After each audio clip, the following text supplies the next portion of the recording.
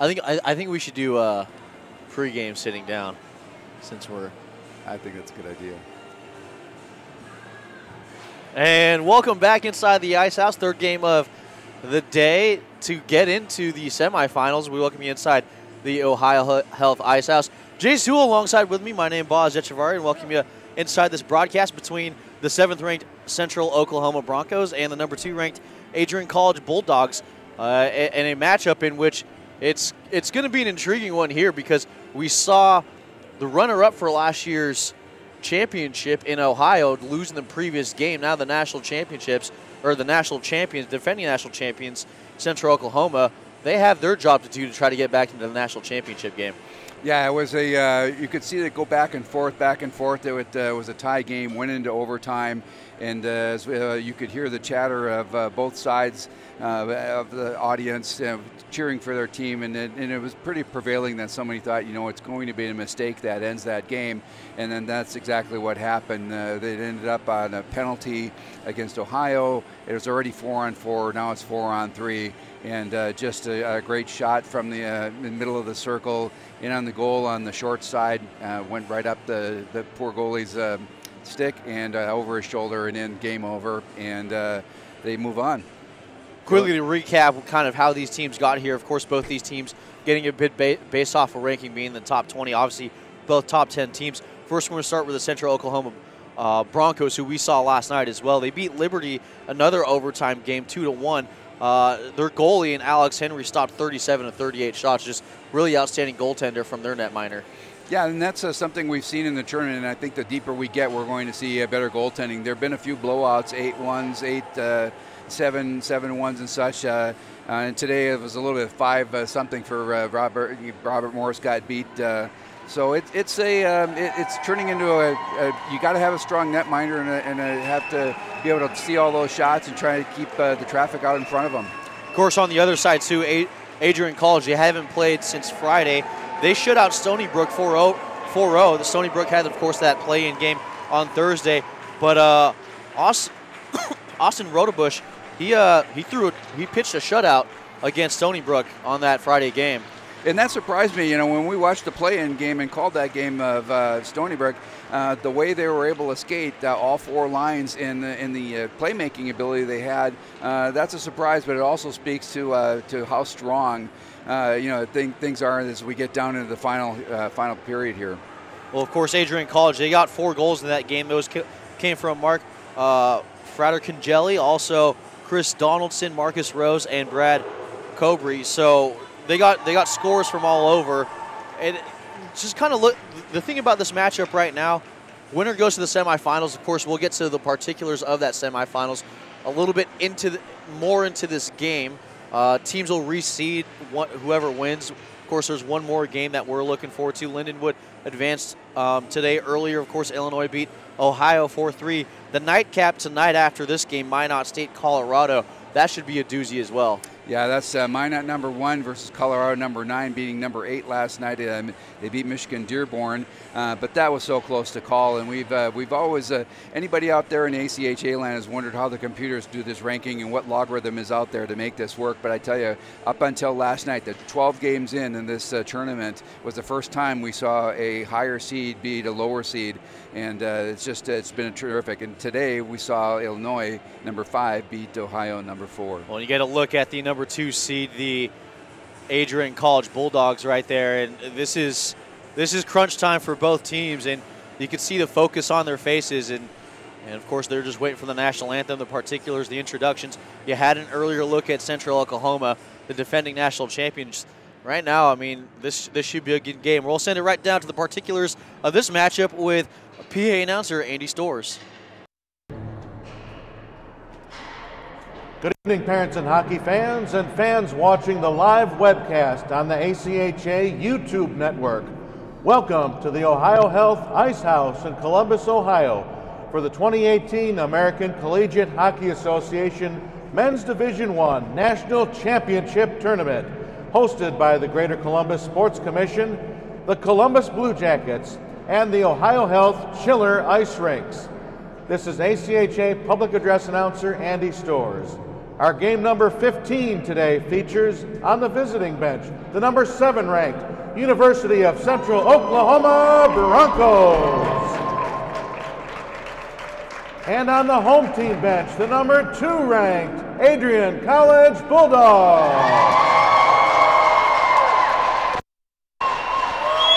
Let's meet the starting lineups for tonight's game.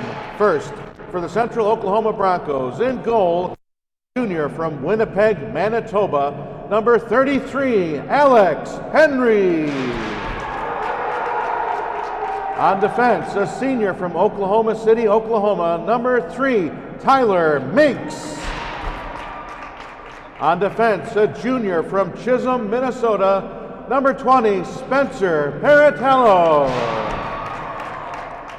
At center, a junior from Mission, British Columbia, number 16, Brandon Formosa. At left wing, a junior from Mission, British Columbia, number 22, Donald Danroth. And at right wing, a senior from Khabarovsk, Russia, number 44, Andrei Novikov. The head coach of the Broncos is Craig McAllister. His assistants are Michael Rivera, Brandon Harley, and Kyle Hirsch. The general manager of Broncos hockey is Steve Gordon. And now the starting lineups for the home team bench, the Adrian College Bulldogs. In goal, a senior from Toledo, Ohio, number 56, Austin Raudabush. On defense, a sophomore from Leamington, Ontario, number 4, J.P. Greneau. On defense, a freshman from Calgary, Alberta, number 25, Dan Stone. At center, a sophomore from Calgary, Alberta, number 14, Rainer Glimple. On left wing, a sophomore from Woodhaven, Michigan, number 19, Dominic Moore. And at right wing, a sophomore from Etobicoke, Ontario, number 16, Marcus Rose. The head coach of the Bulldogs is Gary Hastalos. His assistants are Aaron Bain and Max Gavin. Volunteer assistant coach Ryan Williams. The trainer is Meg Sharp, and the equipment manager is Jason Hickey. Ladies and gentlemen, would you all please rise and kindly remove all caps? And join me, soloist Andy Storrs and organist Gary Lichtart, in the singing and playing of the Star Spangled Banner.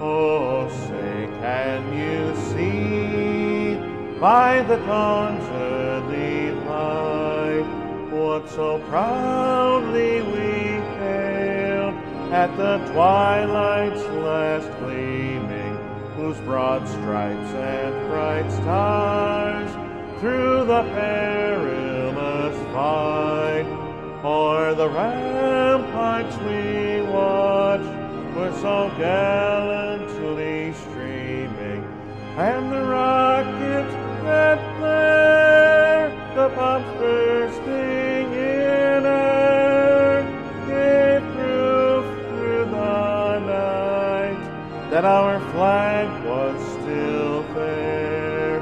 Oh, say does that star-spangled banner yet wave o'er the land of the free and the home of the brave.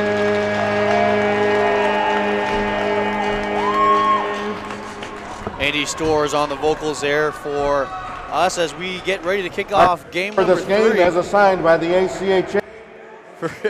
As we also have to move back very quickly here. What are you looking for out of the Broncos from Central Oklahoma, Jay? Well, you said it earlier as we were getting ready before the national anthem that Adrian has gotten balanced scoring from their attacks. And if you look at Adrian, had 9 players with more than 10 goals in the regular season, and 10 players are better than a point a game. And number 27, Brandon Coburn, averages 2 points a game, 60 points on the season. Remarkable player. Yeah, one of the things we also saw out of it, Central Oklahoma, in a way, like you mentioned, it really balanced out of Adrian College. Of course, things you're looking for before we kick things off here. Yeah, it's just a good balanced matchup. I'm not sure coming in as number 7 they would actually be number 7. That's the way I've seen them play. They deserve a little higher ranking. At least now they're in the they're in the final. They're in the quarters here, so it's anything can happen right now. It's going to be a goaltender's battle, is my prediction. The number 2 team in the country and the defending national champions will get this one with a face-off win by Adrian as play goes into the corner, and Grenoble will pick it up behind his own net. Angle, this one was returned right back by, I believe that was Dan Roth. And the corner plays goes up to the point, and just Paratello just dumps it right in the corner. Around the boards we go, up to the point, and not held in as the puck goes all the way around. No, well, I guess it was icing. Yeah, it's again, I know it's not the quintessential hockey movie, but when you look at the cutting edge, it's like when she asked him, "How sick are you?" and he said, "Well, I'll be okay. It only lasts for 10 minutes into the game." And we've seen that in most of these games, except for the way Adrian played yesterday and when they jumped all over their opponent. Of course, Adrian played Friday at Central Oklahoma last night, and Adrian looking to break this puck out. Finally does get out of the zone. They had to evade the icing call, and they might get another one. And the Bulldogs have iced the puck. Yeah, you just wonder if that's it's somewhat intentional, if there's a gamesmanship here. This is an interesting rink in that the scorer's table is not across the rink from the benches. It's right between the benches, and thus the short side door is going to always be offside. And back the other way now, finally trying to get this one out. Adrian is Central Oklahoma offside, and pulling that one back in was Niall Mills. So getting back to the benches, if you ever have the fortunate situation to be up in Canada and watch those local rinks, you'll see that only the visitors bench dumps the players off offside. But they also have a strategic setup for the home team. A little bit of gamesmanship there. Face-off win, and this is stick down by Costello. Back to D. McKinnon tried to get this one up. Finally off of his stick, and they dump it in off of Costello's blade. No icing. Dumped back in the corner by Dubinick. Finally back up to the point. Sent right back in front. Scramble, and having to make a couple of saves was the goaltender and Alex Henry. Made 31 last night against Liberty. Yeah, Liberty, very good school. The excellent hockey team that no longer in the tournament. Unfortunate that Liberty had to lose to Central Oklahoma, but that's the way that the national championships go. Now back play goes as Adrian tries to regroup. Got it up ahead and just out the outstretched stick finger. Play goes and right back to center ice as picking this one up is Graydon Hull. Now D being harassed there was Paratello as he's still being harassed. And the Broncos saw inside, but rather quickly out. The Bulldogs get this now. Back down Rodebush, plays it into the corner. And back up, this one's skied up and still in play. Trying to pick that one up was Donaldson, but corralling the puck. And circling back in his own zone was Robin. All up ahead to the blue line. Dumped in for and returned out by the Bulldogs. Adrian in yellow, Central Oklahoma in blue. Shot here from the point, glove save by the goaltender, Alex Henry. It looks like he had some trouble figuring out if it was in his glove or not. Yeah, he wasn't sure if it was going to bounce out, but if you watch how fundamentally sound he is, he put his stick out in front so that if it did come out of his glove, he'd be able to sweep it right back up against his body or back into his glove. Good positional play. So Trader taking the face-off for Adrian. His counterpart. Position-wise, face-off, kind of a net win here as now trying to corral that was the Bulldogs. Stick down here, went wide of the net. Now up to the half boards. Play goes, and thinking about keeping it in was Greno. Back the other way with speed goes Joel. Shot here and saved by Rodebush as a couple of face washes there. Yeah, there's it's going to take a few more, maybe one more period to get that excitement around the goal. But again, this is for all the marbles almost. Tomorrow it's a winner go home type of scenario to get into the to get into the finals. So it's going to be an interesting setup here. Both teams have tried the stretch pass, and it's kind of just worked marginally. You saw the teams this two games this morning working it up the ice rather than stretching the ice. Now play in front of the scorers area. The puck's still there. Battle on the boards. And a forearm shiver applied by Jake Daughtry. Shot here and then sticked away by the goaltender, and almost went in. McKinnon from the point. Shot here top of the circle and gloved by Henry. Henry getting tested early here. They've gone after his glove a couple of times and shot right on, and he's only given up the one rebound. Well, you also noticed this yesterday as well with the Central Oklahoma team. Oklahoma spent a lot of time in the defensive zone last night. Yeah, they did, and credit to them the way they have a balanced attack. They keep all the players in the defensive zone keep an eye on the puck, but also eye on their man behind them. Well, Novikov tried to play this forward. He circled around the blue line. He got the game winner for the Broncos yesterday. Knifing this one back, or at least trying to, was Archie McKinnon. Now D-to-D pass for Kotick up ahead, and it went up and into the Broncos bench. They probably don't want a souvenir. Heads up. I just remember the shot Todd Bertuzzi took into the Islander bench once. I'm sorry, the Detroit bench. Got a little upset. Not that Todd's been known to have a temper. Face-off win off of center ice here by Adrian. They'll go D-to-D first before getting this one up for Rose. Rose couldn't handle it. Now Central Oklahoma got it up ahead, where coming in is Novikov. Got the game-winning goal last night against Liberty in overtime. Play it up and finally out of the zone. Two Bulldogs, and it's one Bronco. This one knifed up ahead. Now at the half-board shot here, and a pad save by Henry. Up to the play point goes. Hosking gets it as Rose now behind the red line. Now down low as battle in the corner we go. Out in front here to save. It was out in front. What a good clearing attempt there by Tyler Minks. Yeah, Minks is one of those guys that he plays. He's got the 107 penalty minutes in the regular season. He's hit the century mark. This place buzzing after that opportunity from Adrian. Oklahoma trying to get something on their half of the ice going back to play. This is Stone for Adrian College. We've seen that in every game so far. It's a goal, a hit, or a great scoring chance like that turns the switches on. That this is a real game. We got to back up to play speed. Into the corner. We're going to have a battle here. The Bulldogs finally dig it out. That is Mike Finger who was able to get that one out. Back behind his own net, and in the corner goes Cartwright. Up ahead and finally out of the zone, where going back and playing this are the Bulldogs. So far through the first 5.5 here, it looks like it's been Adrian applying most of the pressure. I do like the fact that the Broncos aren't sitting back and waiting for Adrian to come after them. They're trying to close those gaps and make it difficult to come to the neutral zone. Now into the corner and ran into the boards rather rudely. Applying that was Drake Cartwright. Angled up and gloved down there by Durbinick, and looks like we're going to have a high stick.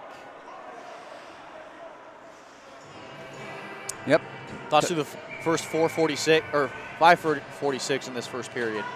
Well, again, Adrian is at a little bit of more zone time, but I wouldn't go as far to say that they've had the advantage. It's really difficult at this point to see who has the advantage, because even when this play is in the color or in the Oklahoma zone, they've been able to keep the guys from taking the shots from the perimeter rather than right up the gut, which is what you want to coach your players. Keep them to the outside. Now McKinnon just dumps this one back in, and Henry, knowing that Justin Fisher was right there in front of the net, as you get a look at the senior assistant captain, also the center. Yeah, my guy that I'm watching tonight for Adrian is Kyle Pekowski. He's averages a point a game, 12 goals, 18 assists, 65 penalties. He's 2 minutes a game, so the lad likes to make things happen when he's on the ice. Well, bad trying to sashay that back away. Finally back to a Bulldog D. This one doesn't have enough speed for icing, as going back and crawling it was Paratello. Up and angling them off the boards there was Donaldson. Now up for Fisher. Just dumped this one. It's going to go to the full length. The Bulldogs have iced the puck.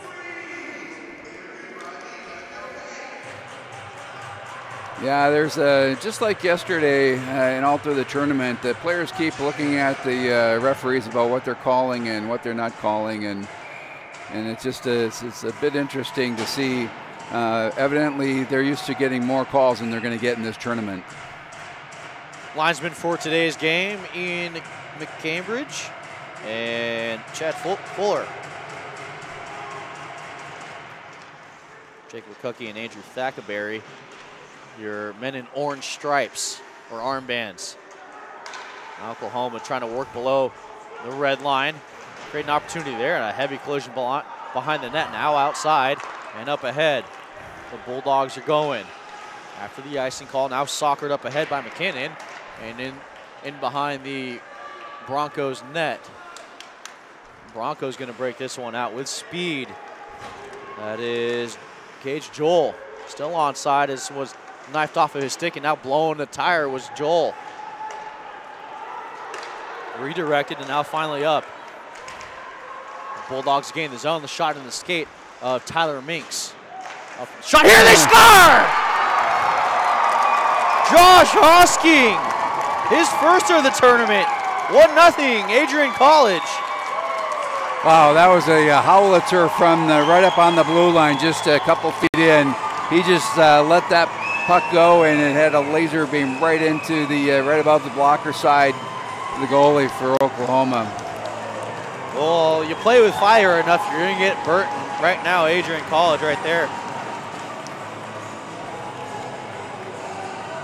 Yeah, like I said, they're not giving him any shots up the center, so I guess you know what you're going to do. You're going to take it from the outside, and that went, my mistake, went over the glove. Oh, and a save there on the other end. Still out in front, and a return goal.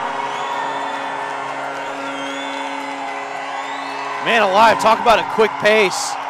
And a slow whistle. That is Brandon Formosa on the goal, or excuse me, Niall Mills who scored that one. Well, we talked about a slow pace, and all of a sudden it ramped up pretty quickly. Yeah, just a sophomore. What a setup. I love the celly. Oh, there it is. Right behind Rodebush. He didn't squeeze his legs tight enough here, didn't have control. That's a good job by the referee to let that one go. I mean, follow the puck. I mean, that kid came right in, and he saw it laying back there, and it's fun when the trailer gets into the action. Well, you even see a lot of goalies just leaning back right on their seat and trying to sprawl out to make sure it doesn't go there. Yeah, put the trapper between the, behind them just to see, make sure it doesn't squeeze through.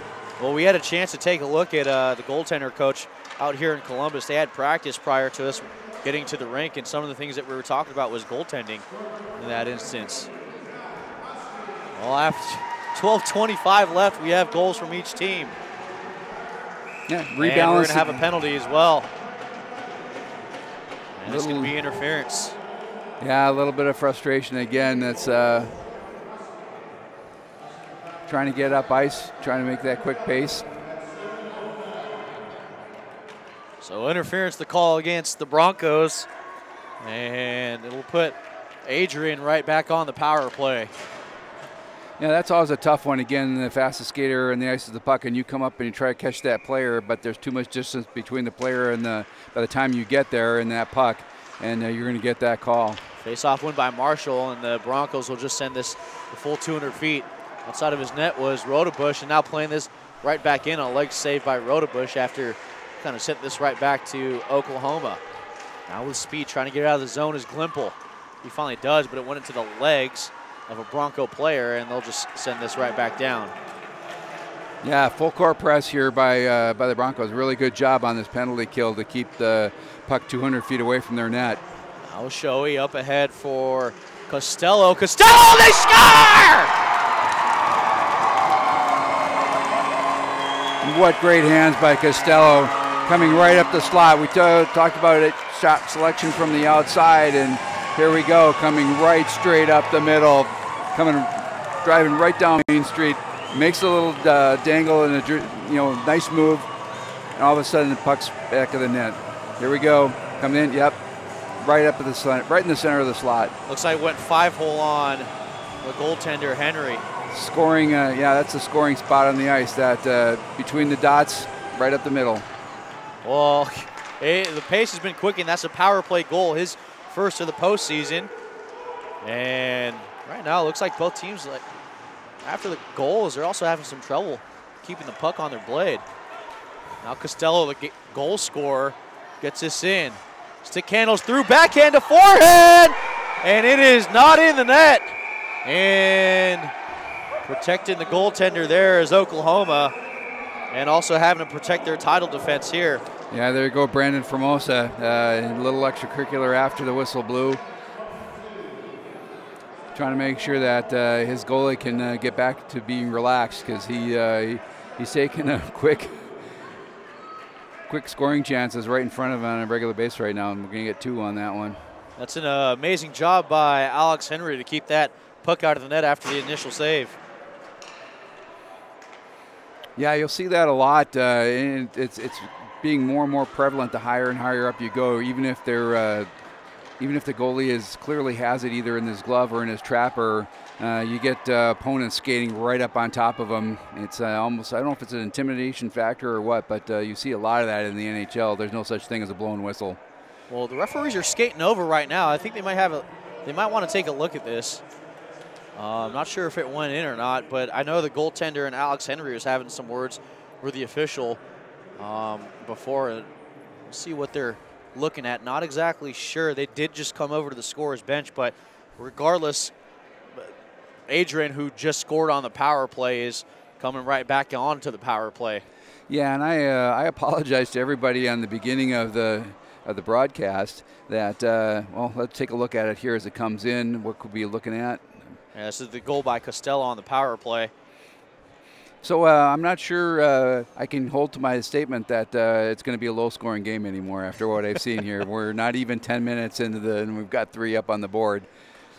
The old broadcaster's curse in a way. Absolutely, you always have to be careful about what you say because this is a very superstitious bunch. Anybody who's played the game, wearing the same set of elbow pads for the last 20 years, the same set of socks. It's just that's how it goes. Hockey players hate new equipment. They just do. Everything feels different. If you're coming in, it's you want to be comfortable. You want to be able to have that stick. And when you're coming in on goal and you want to make a shot, if your gloves don't feel right, your shoulder pads, your elbow pads, it's just not the same. And so you'll keep that stuff until it's in dire need of repair or just falls apart.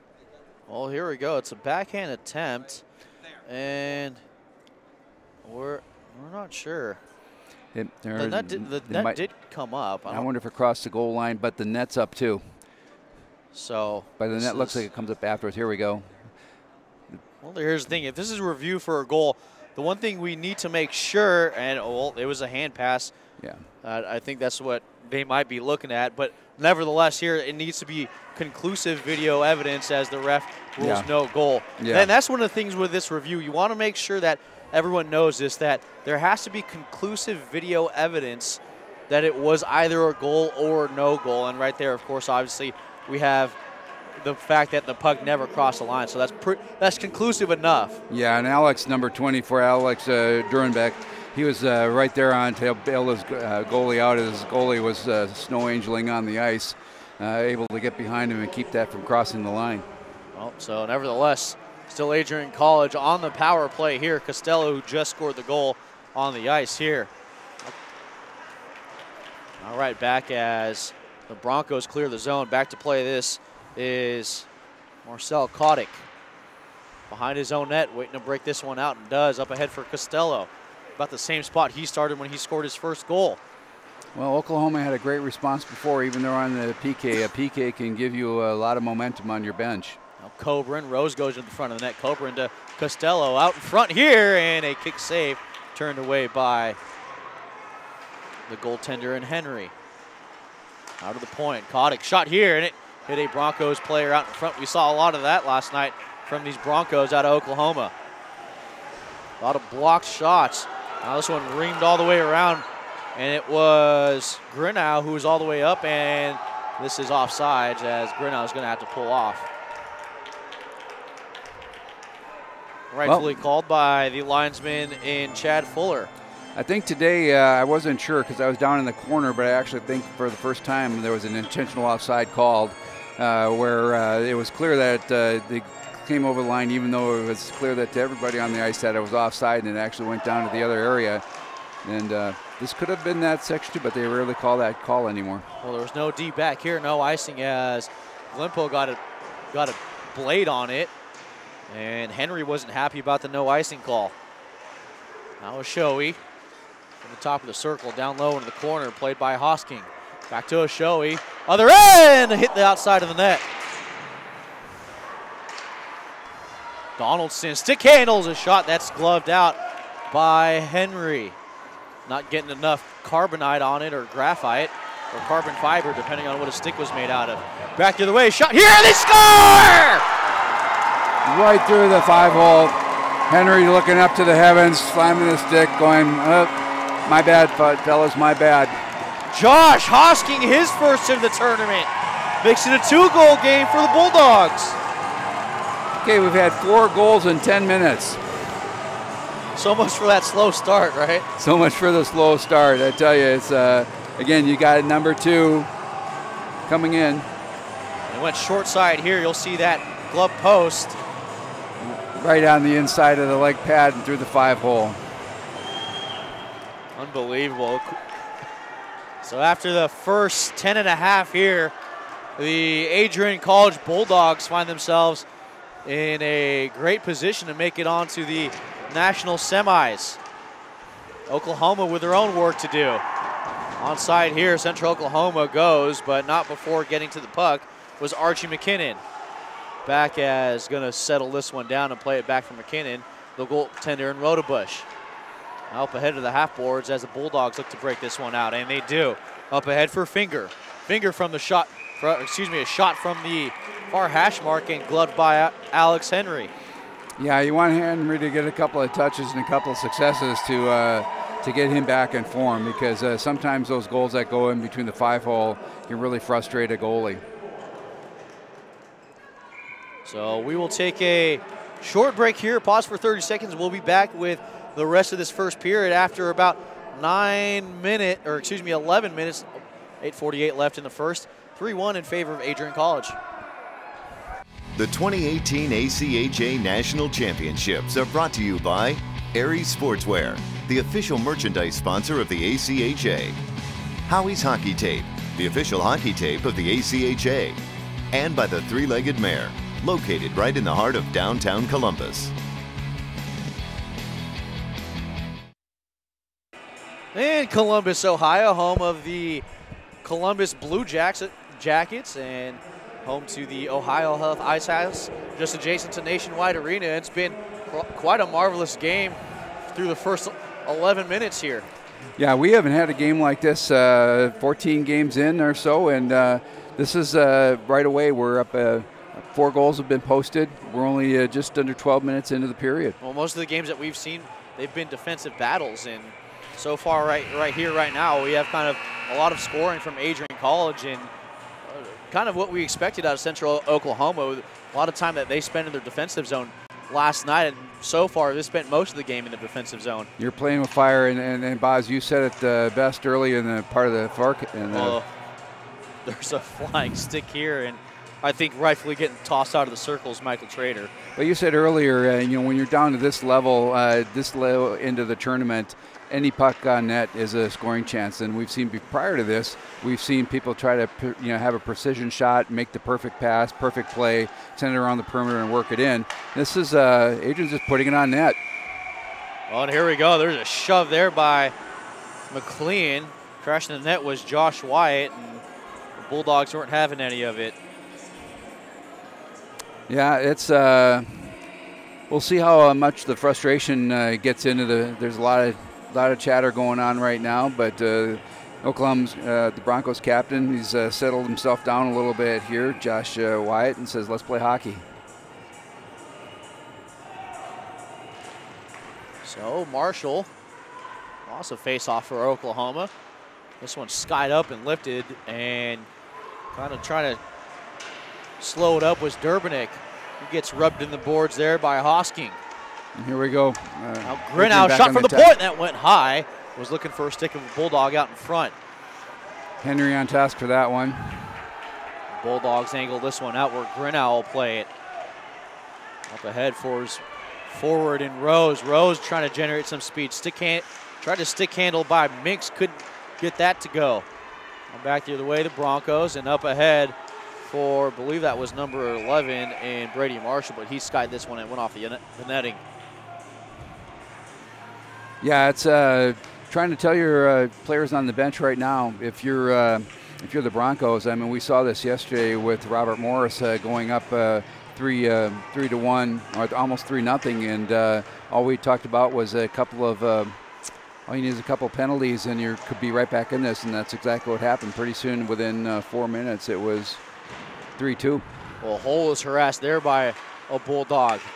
Getting canceled out there is Cunningham. Still out center ice here as trying to break it in or bust it in was Coburn, excuse me. And well, apparently the Bulldogs that was offside. Well, they were offside. Late whistle there, but getting tied up was the linesman. I believe that is McCambridge on that far side. And you'll see that a lot when the player literally backs in over the blue line and pulls the puck with him. They're going to call that every time. So face-off just outside of the Broncos zone, and they do win it all the way back to their end boards. Going back to play this is Minks. As Minks now up and finally out of the zone. Ladles this one up and going to settle this one down back behind his. Well, thought about going back, but he deked me, Rodebush did. Now up ahead for Perkowski. Perkowski up ahead for Fisher, who had his stick tied rather marvelously there, but still left out in front. And a good job defensively by the Broncos. Stop that scoring opportunity.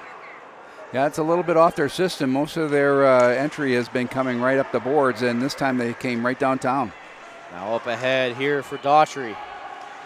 Shot here that was looked at, trying to get his blocker on it, was the goaltender in Rodebush.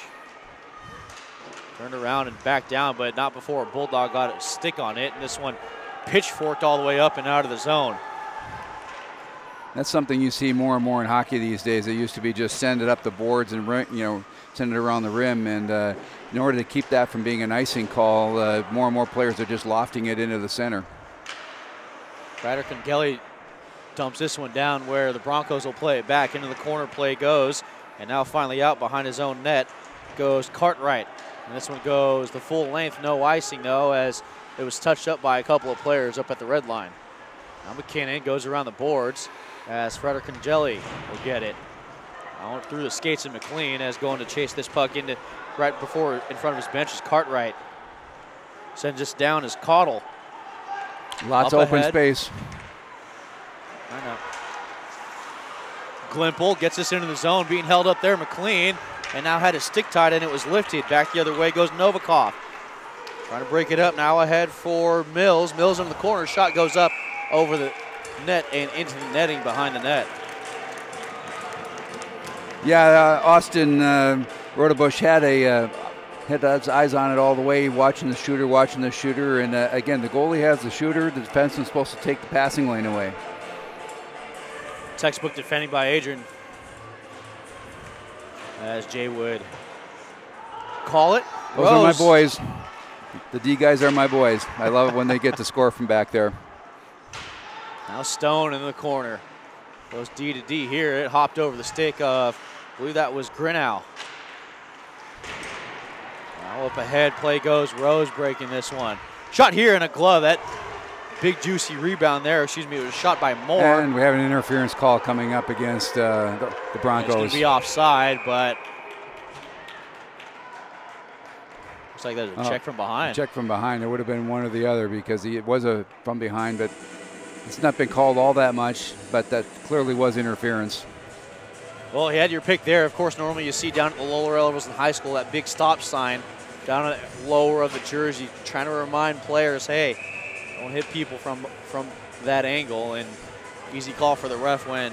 Yeah, I like having the stop signs, and I know players despise it, but I do like the neck guard idea that they have up in Canada for these young kids.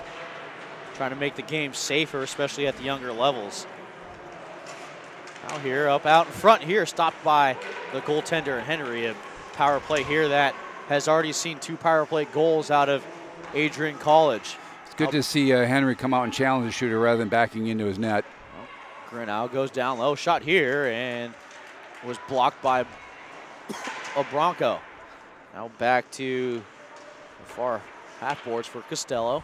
Down to the corner play goes. Now back down low, Grinnell up at the top.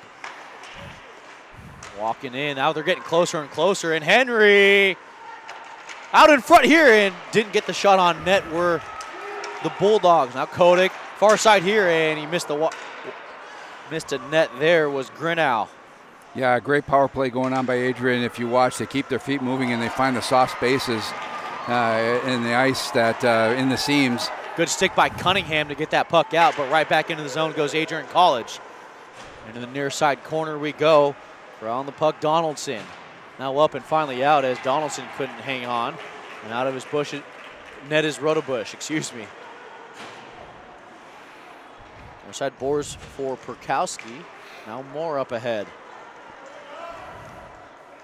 Moore into the zone, still has it. Tried to stick handle through 3 defenders, and yeah, that wasn't going to work very well. Pushed to the ice for his efforts. Oshoi back in his own zone. With speed right now, lost a handle. We'll just play it back here for Hosking. Hosking from the red line, shoots this up and right on target. And well, one problem with that is that Henry was able to send it right back down. 6 and 5 as Rotobush will have to play it right back for his teammate in Oshoi. Nice kick up to the stick. Now Moore. Numbers not in his favor, but out in front here got a shot off. As crashed the net there was Fisher. Battle behind there, digging this one out is Novikov. And Donaldson has his stick tied as he was trying to find that center lane in the high slot back the other way. 3-on-2 here, and shot that gets blockered away by Rotobush. Into the corner play goes Fisher. Brings it up ahead, and look out here. Moore not happy with Formosa as we've got a stoppage of play here, and it might have been a hand pass as we can't see the boards right down below us here, so had a hand pass. So Shikeski as well. Finally save here, face-off won by, well, it looked like the face-off was won by Adrian College, maybe too cleanly. Yeah, and what I did like about that, even on the face-off, if you watched all 5 players collapse around their goalie after that face-off as soon as they knew that it didn't go the direction they wanted it to. And at this time, as you can see, they knew it went out to the board, so everybody held their place. I'll back up here. That speaks to good coaching. In a way, right now, this Adrian College defensively, they're just suffocating Central Oklahoma. Now Finger walked into the slot here, now turns away, and a good stick there by Tyler Minks. Yeah, what impresses me right now about Adrian here in this first 19 minutes of this hockey game, well, actually 18 minutes, is the patience they have with the puck. If they don't have the shot, they keep their feet moving and they look for a dump off. This one just thrown in the corner here, now up and around the boards we go. Knife down there by Trader as Stone had his stick tied, but he ended up getting his own. Good body there as blocking it in. Now Stone feigning the shot, now up the other way, and a good stick there as sprawling out was Jake Daughtry. Yeah, their passing in the zone is pretty good. They have very good sight of where all of their other players are. They're crisscrossing, they're finding the seams, they're walking into the soft areas. Backhand attempt there by McLean goes well wide of the net, and he was waiting for someone to rub into him. Now Trader goes near side corner here, just try to send this one backhand out front. Crowder Congelli was there, but he couldn't handle it. Now back the other way goes Central Oklahoma. Lifted up, Daughtry into the corner. Here at the corner boards and finally up and out of the half boards in front of the scoring area. Moore goes 2-on-1 here, and offside was Adrian College with 41-7 left. And we're going to have a slashing call here. It's going to be Mark Fratercangeli. Yeah, that's, again, a little bit of harassing down the ice again. And those are the really frustrating calls that there's no reason in the offensive zone to take a penalty like that. Oh, 41-7 in the first period. It's not unlike coaches to set that lad down now for a couple shifts, and even when he comes out of the box, and just to send the message that we don't do that far away from our net. Yeah, Fratercangeli, of course, got one of the goals in their game against Stony Brook. That was 2 nights ago. Central Oklahoma looking to get right back on the board after spotting 3 unanswered goals to Adrian College. Or excuse me, 2 unanswered goals. It seems like 3. Tyler Minks here with a shot that found its way to the net, sticked away. Now up at the top here near side for Robin. Robin goes up, and Josh White finally get this one out. Stone has some room. 2 seconds left. He's going to have to hurry, and good job getting back there was, I believe that was number 6. And we don't have a number 6 on the roster right now, but so far, first period thoughts. First period thoughts is, I hate to say it, but it's Adrian's game to lose. I mean, they've got everything in control right now.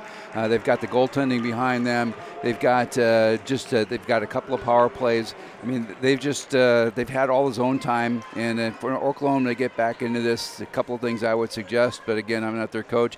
Try the dump and chase. It is clear that Adrian's pretty quick, and you're going to have to get them to back up and back up and back up, and then send it in and go pick up the puck, because Adrian's just not going to let you walk into their zone. Well, after the first 20 minutes, it is a score of 3-1 in favor of the Bulldogs from Adrian College. We'll take a short break, come right back here with a second period action here on ACHA National Championships.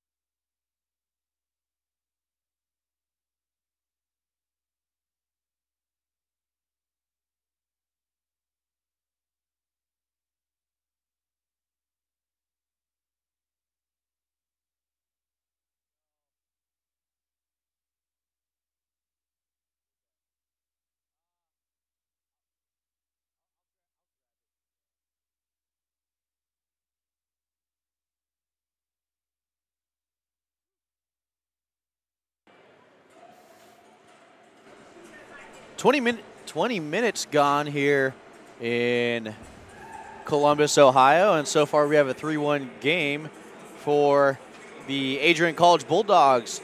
Jay Sewell alongside Boz Echevarri, and it's been quite an eventful first period for hockey fans tuning into this game. Yeah, it's the quarterfinals, so this is getting down to crunch time for all these teams. And we have this is the 15th game in the Division I Men's Championship for 2018, and we have not had a game that started out like this. Almost all of our games have started out with looking like two scorpions doing a dance, trying not to sting each other in the process or themselves. And usually it takes a good 10, 12 minutes, and boy, the teams just jumped on this one right away. Yeah, pardon the pun, but it's kind of been a dogfight in this one, and Adrian opens up the scoring, and then Central Oklahoma responded less than a minute later with their own goal. Well, what's interesting is when we started the tournament, the third game was Stony Brook against Pittsburgh, and Stony Brook literally just ran circles around Pitt. Pitt actually scored first, and then Adrian came back, or Stony Brook came back with 8 unanswered points.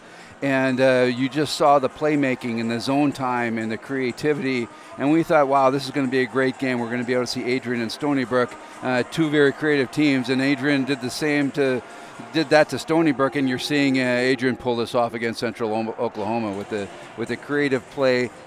They have a very good hockey IQ on this Adrian team. Well, this Adrian team, kind of in a way flexing their firepower early in the first and really just peppering goaltender Alex Henry with a ton of shots. Well, if you're a hockey age either fan or skater, if you look at Adrian, they've got a men's D3 NCAA. They have at ACHA this team D1. They have a D2. They have a women's D1. With 1,700 kids, I'm not sure who does not play hockey at Adrian College. Well, if you're Central Oklahoma, what was the message in the dressing room, or what if you were coaching them? What would you have told them after that first period?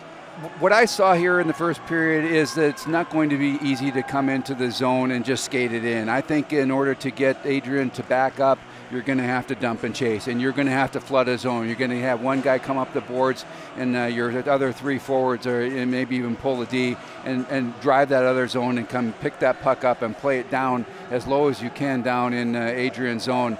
Otherwise, they're just not going to let you come into the zone. At this point in time, do you consider the physicality to pick up, at least from Central Oklahoma side, using the dump and chase? I think they should. I think that's a way to take a finesse team off their game, is to keep bumping them. Again, I played D in the days, and I'm not opposed to bumping the goalie now and then and getting, just backing into them. You don't not a play that's egregious or intent to injure, but just keep moving back. Just put your butt in his face and back up. Jay's old school mentality here was a face-off win by Adrian, and they just sent this one all the way down, picked up there by Durbanek.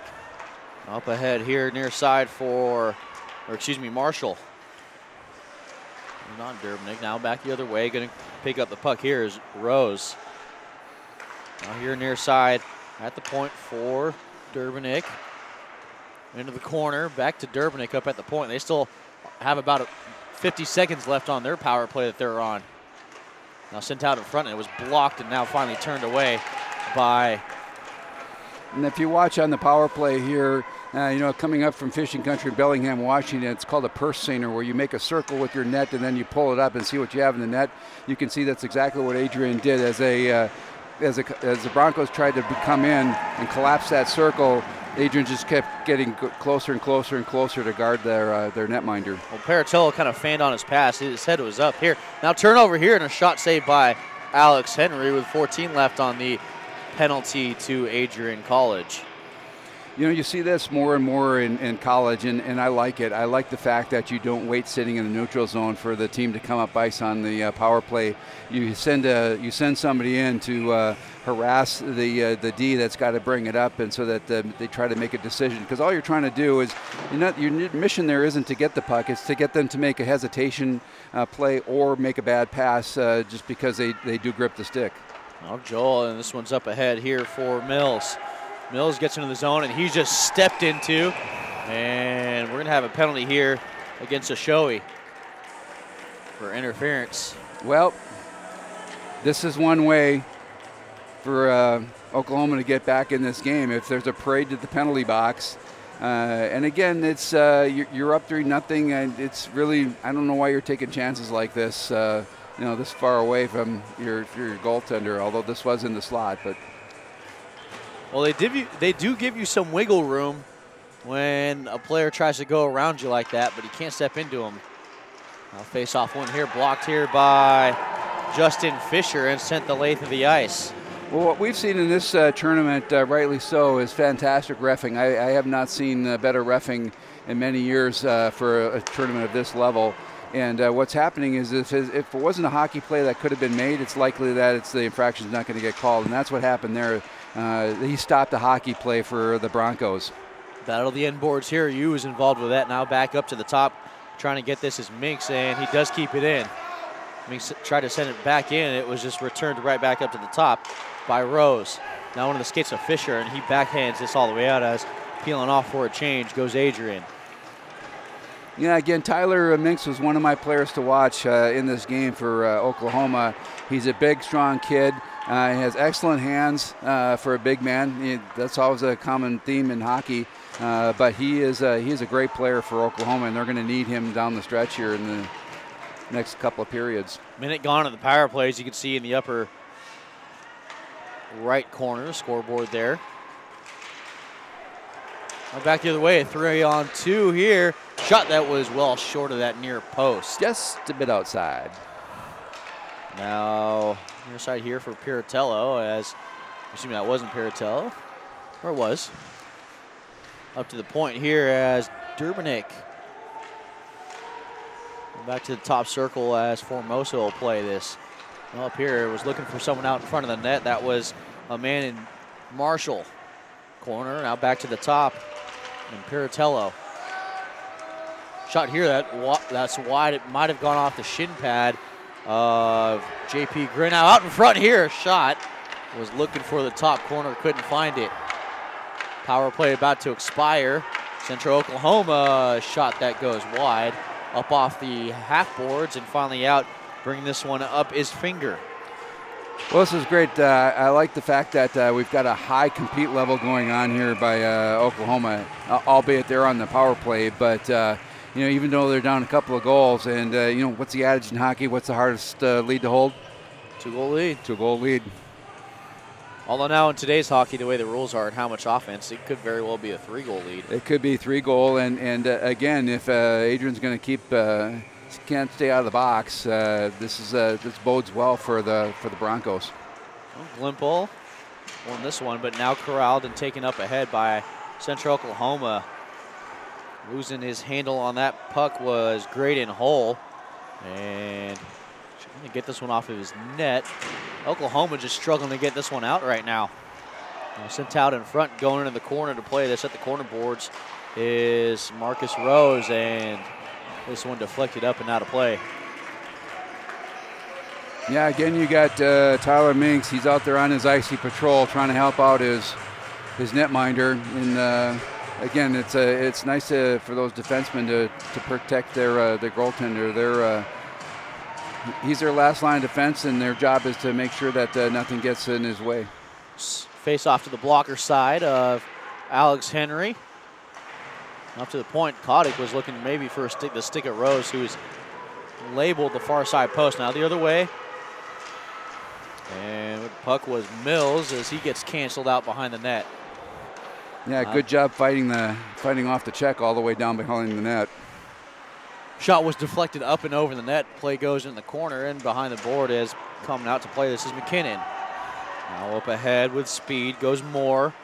Moore being watched there and had the stick lifted by Hobbs.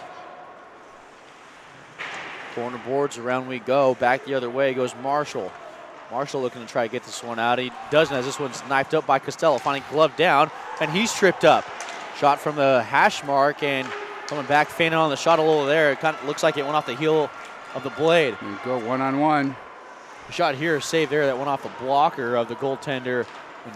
Rodebush really came out. He was a good 10 feet outside the paint to cut that angle down. Finger was rubbed off there as trying to keep this one in was Ashoe. Around the boards we go, seeing if we can clear the zone. Nope, it just kept in by Central Oklahoma. And now finally out by Costello. Up ahead goes Finger. Finger now for Coburn. Coburn with a shot that went high into the glass. Yeah, I'm not sure what was showing him, but that shot, he was trying to go short side, but Henry maybe showed him that he was going to move to his left, and he held his ground on the right. All right, a transitional game here, kind of we've seen the last couple minutes. Who's in favor of that with that transitional game? Well, again, we've seen Oklahoma try to do the dump and chase, but again, the speed of Adrian, you're going to have to dump and chase and not just send one in. You're going to have to send more than one player into the attack zone if you're going to do that from the blue line and send it in. Face-off win by Central Oklahoma. Now a shot comes from the point, and this one hit a couple of players out in front. Now Stone angles this one off the boards and out of the zone, and trying to get this up ahead to his line mate there in Perkowski. Couldn't do it. In front of the score area was Donaldson, and the Bulldogs have iced the puck. Yeah, that stretch pass. There we go again. Almost 6 minutes gone here in the second period. Still a 3-1 game in favor of Adrian College. Yeah, they've shown their ability, the Bulldogs today, why they're the number 2 in the nation, all tournament long for that matter.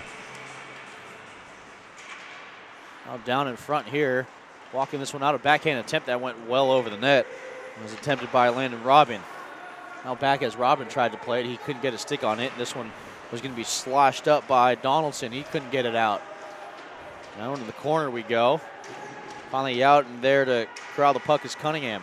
He's rubbed into by Stone, and good pressure there by Stone. Reversing his field was Grinow, and finally Adrian College going to try to get this one out. They do, and into the zone we go. Fisher, shot here, blockered away by Henry. Still out in front, feigning on his shot was Perkowski. Now with speed, there's that kind of a lazy shot off the blade of Austin Cunningham. You never know with those off-speed shots. They sometimes have a funny way of bouncing as they come in on the netminder. An intercepted pass and back the other way, corralled by Dubnik. Up ahead and tried to stick handle by Stone, but it caught his skate. Now for Frater-Congeli. Frater-Congeli lost a handle on it as he was watched there by a couple of Broncos. Yeah, good back checking there by the Broncos to get back and help out. Now Finger left this for, Yu. Yu gets rubbed into and canceled out, and offsides the ruling against Central Oklahoma with 12:47 left. So the way that play went down, when everybody heard a whistle, every single person in this place was looking to see if a zebra had his arm up, and it just happened to be an offside. But I just, like everybody else, we literally scanned the entire ice like, okay, where are those guys with the orange armbands? Okay, they're not up in the air. A little precautious when that whistle blows. And a close call like that, nevertheless up ahead, and got it up by Fisher. And this will go all 200 feet. Essentially, oh, that's interesting. Not sure Bronco fans don't have a right to say something about that one, but yeah, we're too far away to make that call as to who got to that dot first with their, because you can even reach out with your stick. It's your equipment, your body, any piece that gets there. Well, I think they're talking about it right now. Yeah, I'll probably have to have this face off at center. Yeah, that's what the decision is. Yep. Well, officials are human too.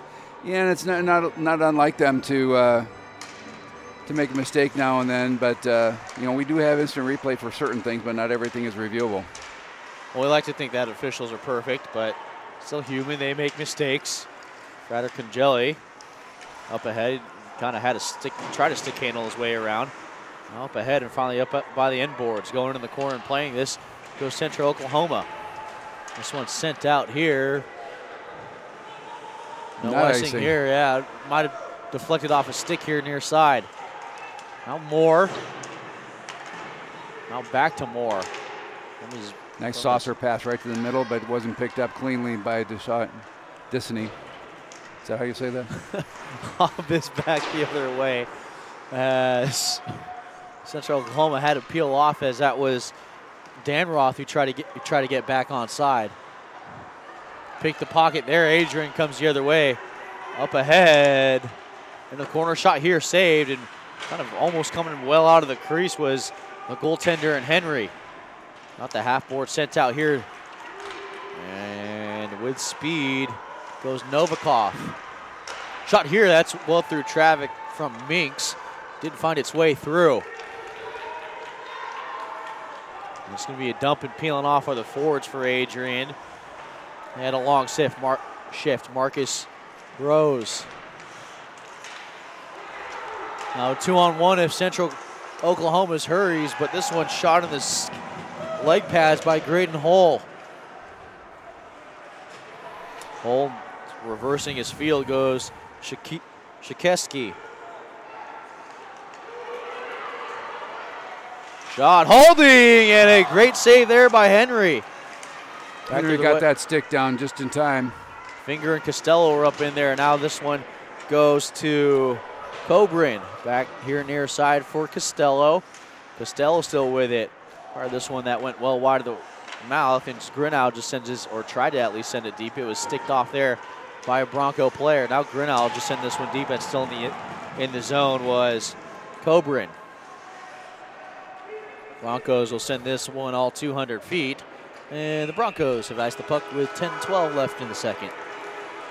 Again, I'm not sure what Henry sees, but that's twice now that he's just shot the puck all the way down for an icing. I know he needs to, maybe wants a rest, but you know, take it off the boards might be a better option for the young lad rest of the game. Maybe even covering it up. That could work too. Back to the point we go. Face-off win now. I was thinking about activating from the point there. It was Kotick. He didn't. Now this one just goes back into his blade as he controls the puck and goes D to D for his line mate in McKinnon. Up ahead here, shot that goes right into the logo of Alex Henry, and we will have a stoppage with 9:52 left. Take a short break after the halfway through this game. It is 3-1 in favor of Adrian College.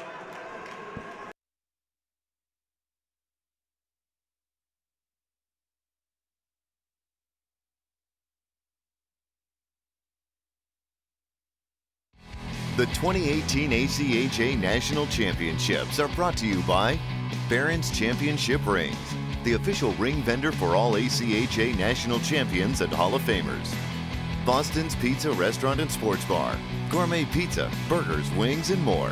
We've got you covered. And by Marathon, fueling the American spirit.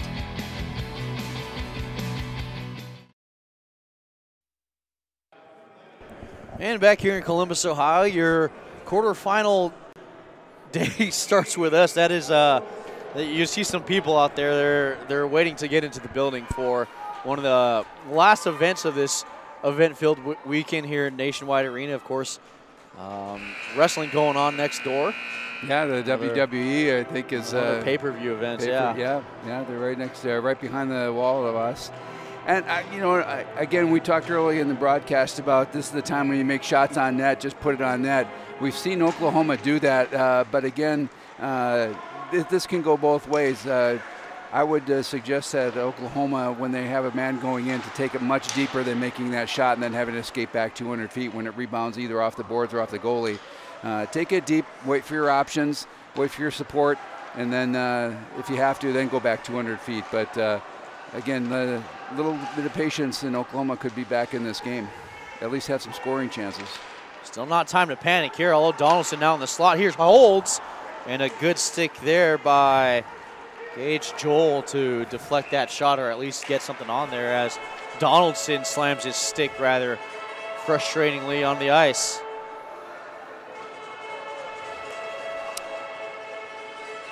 Yeah, Jake Doherty made a vain attempt. He had two guys in front of us, but I still like the effort by the young lad to chase that icing down. Face-off win here as Frater Congelli shot here and a quick glove to knock it down. Central Oklahoma out in front here, and a good job there by Frater Congelli. It's now still out in front here as Oskeen keeps it into the zone. Into the corner play goes. Yeah, here in the second period, unlike the first, poor Henry's giving up some rebounds. They're bouncing off of him rather than being the sponge and having him control those rebounds. Shot here that went right into the breadbasket there of Regan Yu. He gets it out. Now just dump and change here instead of a dump and chase. Jake Daughtry. Adrian trying to catch him off guard. This one sent up as Henry lost the handle on it. He did glove it down, however. Didn't make it pass anywhere inside the crease. Stick tight job there. Now an opportunity for Central Oklahoma, up and over. Over one. Good stick save there from the goaltender Austin Rodebush. Now, Rodebush hasn't seen the puck for very much the second period, and that's what you always have to worry about with a goalie who might be cold. Either way, Rose goes. Get this up to his line mate here. Was looking for Rose on that near side post opposite of Glimpool. Good back check by Oklahoma. That was a 2-on-1 that slowly collapsed on Adrian. Now up ahead for Glimpool. It's a 3-on-2 if they hurry. Shot here, and a save by Alex Henry. There you go. Henry took that right in the bed basket and did not let it come back out. So here we are, 7:39 left in the second period. So, Boz, what if you're Oklahoma? What's the message behind the bench? You got, here's the thing. I mean, their game is kind of counterattack right now. You got to find a way to break through. I mean, one of my things is send it on net, but sometimes there's a such thing as too much traffic, and I think that's what we're seeing from Adrian College back on their own defensive zone. Is that they're taking Oklahoma's game and kind of giving it right back to them on the defensive end. Yeah, we had this is unusual for this game. We've had 12.5 minutes without a goal by either team. I think Jay wants to see a goal. See if they. Some people think the broadcasters jinx works. Very good steal there, pickpocketed by Novikov. Below the net, Novikov will play it right back down to the corner, but it was intercepted by Archie McKinnon. Up ahead for Finger. Finger looking for Costello! Out in front, and Coburn couldn't. It looks like he tried to soccer that one in. It probably wouldn't have counted. You got to use the blade. Although a couple of years ago in the NHL, I believe it was a Blackhawk who would have scored a header. Yeah, that's right. You just kind of pop it in. I've seen it punched in. I've seen it kicked in. A lot of them disallowed here. Shot by Minks that was high and easily handled by the goaltender Rodebush. Now for Minks. Minks shot here. They found Finger out in front and ladling this one up. Gonna head and pull off there is Brad Coburn as he at the end of a shift. Oh, turnover here. Backhand attempt, missed the far post. That's the right idea there if you're Central Oklahoma. Well, I also like the fact that they've activated Minks to go stand in front of the net. You got that big, tall guy, good set of hands. I'm sure that he does a lot of tip drills, and just get him in front of that goalie and put him in front of Roderad. Turnover. Here goes Donaldson. Donaldson one-on-one shot that went. Looks like it was deflected and a backhand attempt. Now still out in front and fanning on that shot, just completely missing it was Fisher.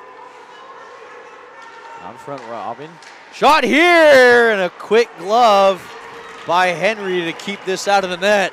They needed that relief valve there to get it out of the zone because they were back on their heels a bit. Central Oklahoma, after having that good rush, no icing as Henry will have to come out and play it and goes behind his own net. Canceled out there was Fisher. Everybody hesitated. Usually you hear a linesman yelling, no, no, no, if it's not an icing, and nothing was coming up from the ice, and both players looked back to see what was going on before they went and continued their hockey play. Up and into the rafters off the roof, look out. Pretty high rafters here. That was a exceptionally highly skied puck with 5:09 left in the second. This is a great rink, other than the speakers hanging down, but not very far. This new LED lighting, I mean, the sight lines here are spectacular. They have very few lights, but because that LED lighting is such a bright setup here. One here and rubbed into, but not after he dumped it in, was Cooper McLean. Up ahead, angled off the boards, but not out of the zone, and this one was just returned right back in, having to go back as Henry is behind his own net. And Getting this back to his teammate is Daughtry. Now to the point, sent right back in off the net here. And a spinneroonie attempt by Adrian. And gloving that is Alex Henry's. He saw enough in front of him. A lot of weird angles, weird boards. That puck was carrying oddly enough for Henry just to put the glove on it. Yeah, he wants to see 5 players with new legs out there because, again, they spend a lot of time. And again, this is a little bit of Oklahoma where they, where they're not afraid to play in their D, but right now it's like tickling the dragon a little bit is in my thoughts. Still kept in the zone, now finally out.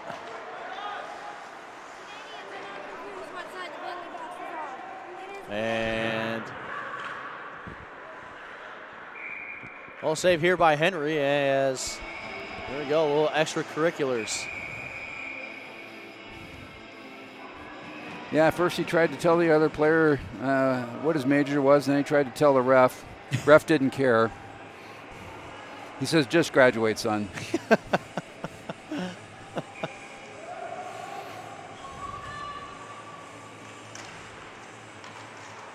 Face-off won by Central Oklahoma. And now back the other way as one is ice, all 200 feet, saying in his net, and the Broncos device the puck. 4:05 left in second period. Adrian up 3-1 over Central Oklahoma. 4:05 left here in the second period, a 2-goal lead for the Bulldogs out of Adrian College. One back to the point here. Shot up and deflected. That missed the near post. That was an excellent setup by Adrian. Glimple, yeah. Glimple was looking near side. It looks like it went off the mask of the goaltender and Henry.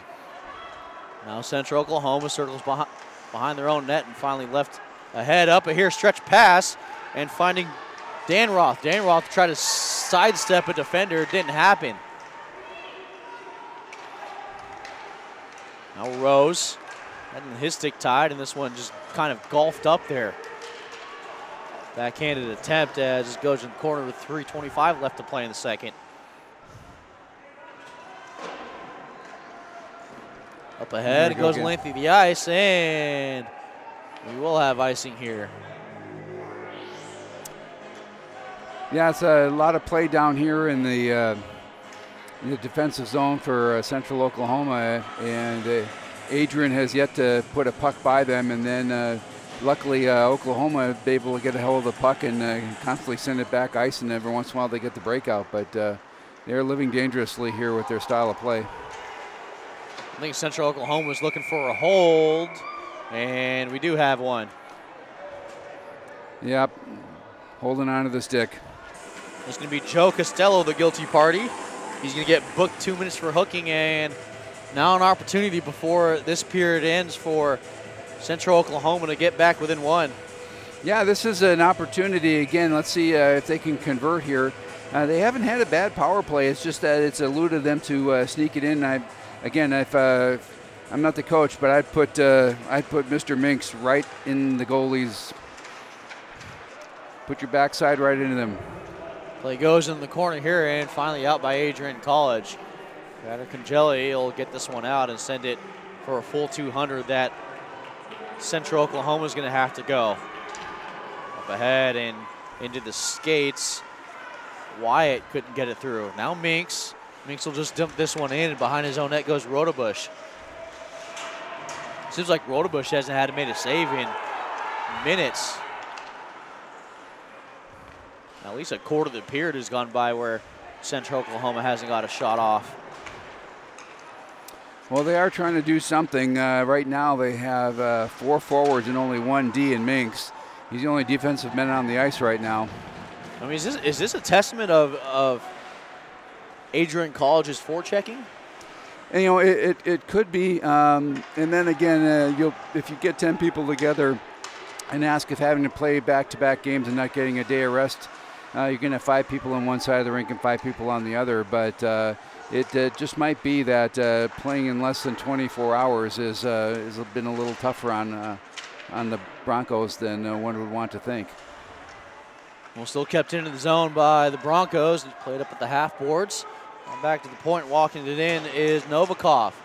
He sends a shot that goes off the end boards and gloved down here by Danroth. Danroth takes a couple of hits, and Novikov almost lost the handle. It almost rolled out. Now back here for Puritalo. Angled off the glass and out of the zone with 15 left here in the power play to Central Oklahoma. Now this one goes up, finding the stick there of Marshall, and the Broncos are offside. Good attempt, though. That was the right thing, is try and get up ice quickly. You don't have that many seconds left, 8 seconds left on the power play. So 75 seconds left here in this second period. But still only a 2-goal lead, so, with a period of hockey to play yet, in a minute here, it's still a close game. So the power play for Central Oklahoma comes to an end, and we're left with 64 seconds left in this middle frame. With speed through the zone goes Durbanik. Into the corner still with it. He's finally canceled out here as Rose picks up the puck. Finally up ahead and out of the zone we go. Moore stays onside. Bulldogs are in. Now more backhand attempt here. Was looking for Rose. Back to Kotick, and a couple of sticks it found, but not the back of the net, and Henry tried to cover this one up in the last 35 we go. That bounced right over Henry's right pad. And they score! Glimple!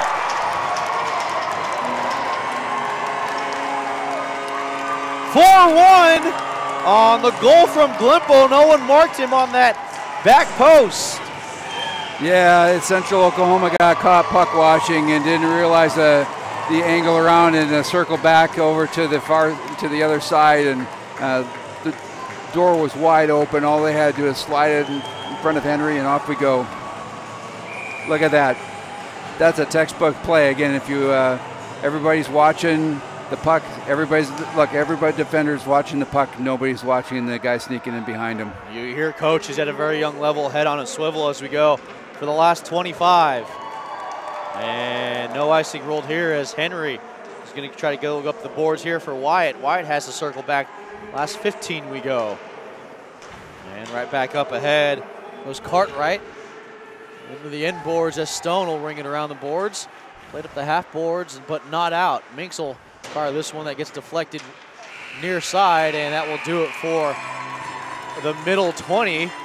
And Adrian College gets a late goal here to expand their lead to 3. Well, and it wasn't without trying for Adrian to put the puck in the net 19 minutes before that, but it was really the good play of Oklahoma in the defensive zone, being able to get that puck out of the zone and forcing Adrian to come back into the zone. But again, the patience by Adrian, it just constantly shows. Their puck handlers, if they don't have the shot they're looking for, the pass they're looking for, they're willing to do a tight circle, hold on to the puck, guard the puck, and wait for that second opportunity to either dish or shoot. Well, after 40 minutes here, the score 4-1 in favor of the Bulldogs out of Adrian College. We'll take a short break, come back with the third period. You're watching quarterfinal number 3 on ACHA National Championships.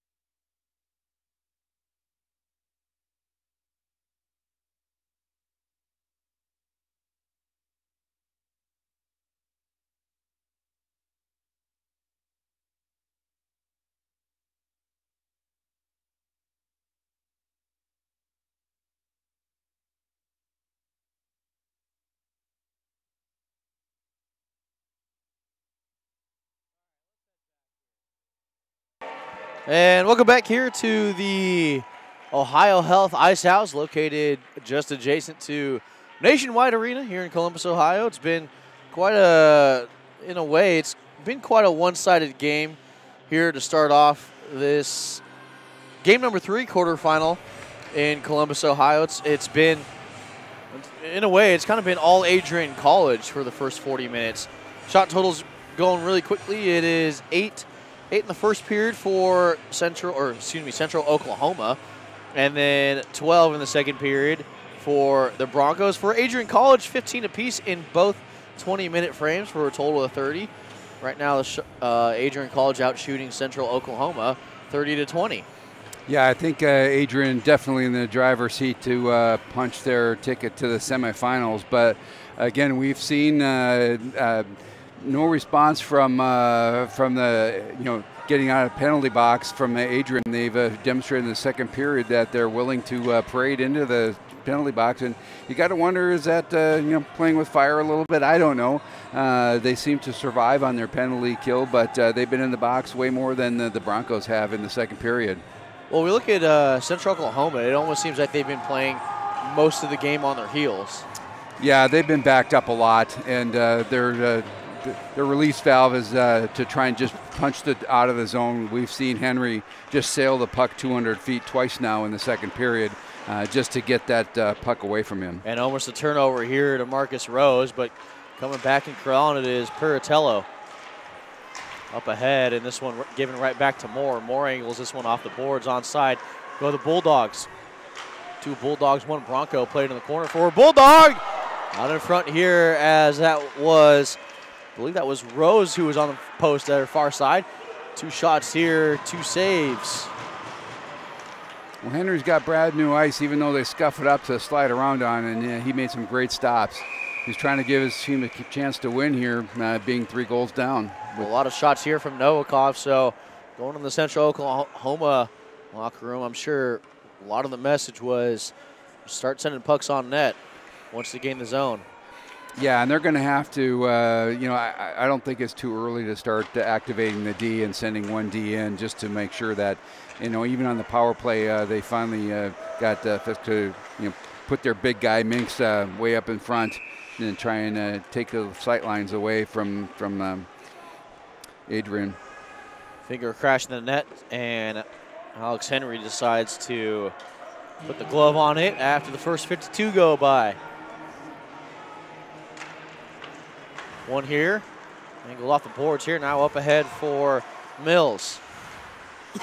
Mills had a battle with Kotick and couldn't get this one out. Now fanning on the passing attempt, where Kotick comes back and gets the puck, just leaves it for his defenseman in McLean, and this goes about 170 feet for icing. Yeah, resurfaced ice sheet, and the puck feels a little different. Things slide much faster. You've seen a couple of people blow a tire here trying to do a quick circle, and you've seen some errant passes that the puck's just sailing away from the players on both sides. Face-off win here by Central Oklahoma. Maybe generate an opportunity here, a scoring chance here, and a shot from the point by Cartwright, saved by Rodebush. Yeah, he blocked that down, and it got caught in all of his, it was not in his glove, that was caught up in his leg pads. He had to shake it out there to get that puck out. All right, back to Cartwright, and that goes off the elbow pad there of Coburn. They might need some ice tonight. Well, semifinals tomorrow. We're going to have to wait for the conclusion of Minot State, Colorado, which is set to occur right after this game. Saved by Rodebush. Now up ahead, angled off the boards, goes Costello. Costello with Coburn. Costello looking for Coburn, and didn't find Coburn sticking, gobbled up by, hey, look out there. Costello gives a little glove. Maybe just wanted to know what the cage of Graydon Hole felt like. Well, that's actually kind of interesting, because growing up in hockey and having being people in hockey and people in college hockey in my family, there is kind of, depending on the team and depending on the league you're in, who gets to wear the white cage and who gets to wear the clear cage. And those are supposed to be, in most of the leagues that I've been around, those are supposed to be a choice of your better players. Otherwise, everybody else wears the wire. Were you a clear cage or a wire cage? I'm a wire guy. I was lucky to get 4 or 6 minutes a game on that fourth line, but I tell you, I've got the scars to prove that it was fun. Burkowski up ahead, puts on the brakes and lost the handle on it. Now, Novikov handles up ahead. Pass that goes off the blade there of Danroth. Back the other way, angled up off the glass as Danroth now gets it. Up ahead goes Minks, and he couldn't get the stick off of an Adrian player. Now Novikov goes back his own blue line. Up ahead and under the blade of Tyler Minks as Adrian recovers, gets possession up ahead for, for Donaldson. Now out in front here and just a hand pass. Yeah, it's a slight change of the rules that's come about recently. It used to be in the defensive zone you could actually push that puck along, but the rules have changed. That is a hand pass under today's rule book. And you get a shot at the goaltender there, and Alex Henry. Again, I can't say enough about what Ohio's put on here for us in Columbus, the Blue Jackets. Just spectacular event, the fabulous hosts. They've given us everything we've wanted, and they've put our name in the ice. That's just true class by the entire organization putting on this tournament. Yeah, absolutely. Columbus Sports Commission a part of that, as well as the Columbus Blue Jackets. Now with speed in the zone goes Mills. Mills reams this all the way around the boards, and think about activating after losing the handles on it was Bailey Marshall. Now McLean just got this one up ahead, and cutting him off was Durbanik. Ahead. Finally out of the zone. The Broncos, but not before a Bulldog defender gets it, but it nicely touched up there, and just completely missing it was Mills. Into the corner. It was dumped in as Adrian gets fire wagon changes. You're full speed, and you take your eyes up just for a second, because most players keep their head up. These kids have all played so much hockey that they don't have to see the puck on their stick. They just know it's there by feel, and sometimes you think you have it. The worst is when your defenseman is down in the corner and you're trying to sweep it out, and you make the sweep and nothing comes out in front of you. You go, oh crap. Shot here, it went up and over, and it kind of hit the top of the boards. Saved there by Henry. He can't find it, and I think he thought he scored was Dominic Moore, because his stick went sky high. And well, sometimes you see that. I mean, I remember when Chicago won recently, a few years back, and they're playing, and Patrick Kane was the only one who knew it was in the net. Nobody else knew that puck went in, and sometimes the shooter is the guy who knows that he's actually put that puck in, but not in this case. Face-off win by the Broncos, but having put on the brakes and spin around is Spencer Piratello. He gets rubbed off here, but not before he gets it out here. And McKinnon will just dump this one back in. Adrian offside, so they wouldn't have been able to do much with it anyway. Back with pressure out in front here, and just flying over the goaltender was Piratello.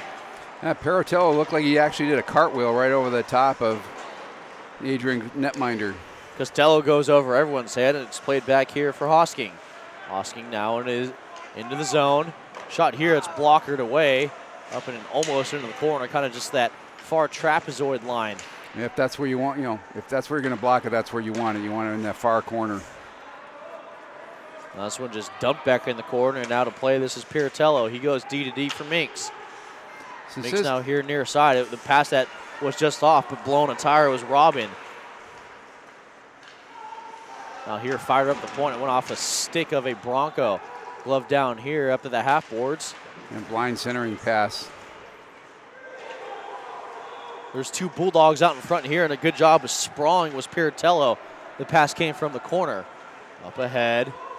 Now goes Hull. Hull shoots it, and it goes right into the badge, the crest that adorns the Adrian College sweaters. Yeah, it's a nice looking uniform. Those are great sweaters that Adrian has. They're in those great colors. It's almost like the Nashville Predators in that color, that black and gold. one here goes back to Stone. Stone will put on the brakes behind his net and looking for the outlet pass. Finally has one as he brings it around the boards. And now that was Fisher. Donaldson here at the far corner, excuse me. Has now bring the puck up is Danroth. Danroth was looking for Novikov, couldn't find him. Yeah, just sailed that a little too far ahead of him and offside. Well, it seems like Central Oklahoma's been a tad later, a tad early on their passing. And I think that's just where they sit in the game. There's 14:09 left. They're down 3 goals. And my guess is they're pressing a little bit. 14:09 left here in the third. Shot and saved by the goaltender there in Rodebush. Yeah, with Danroth coming in, he saw him coming in. You don't want to present a puck down right where they can sweep it up and then just roof it right over your shoulders. So good play by the goalie, netminder.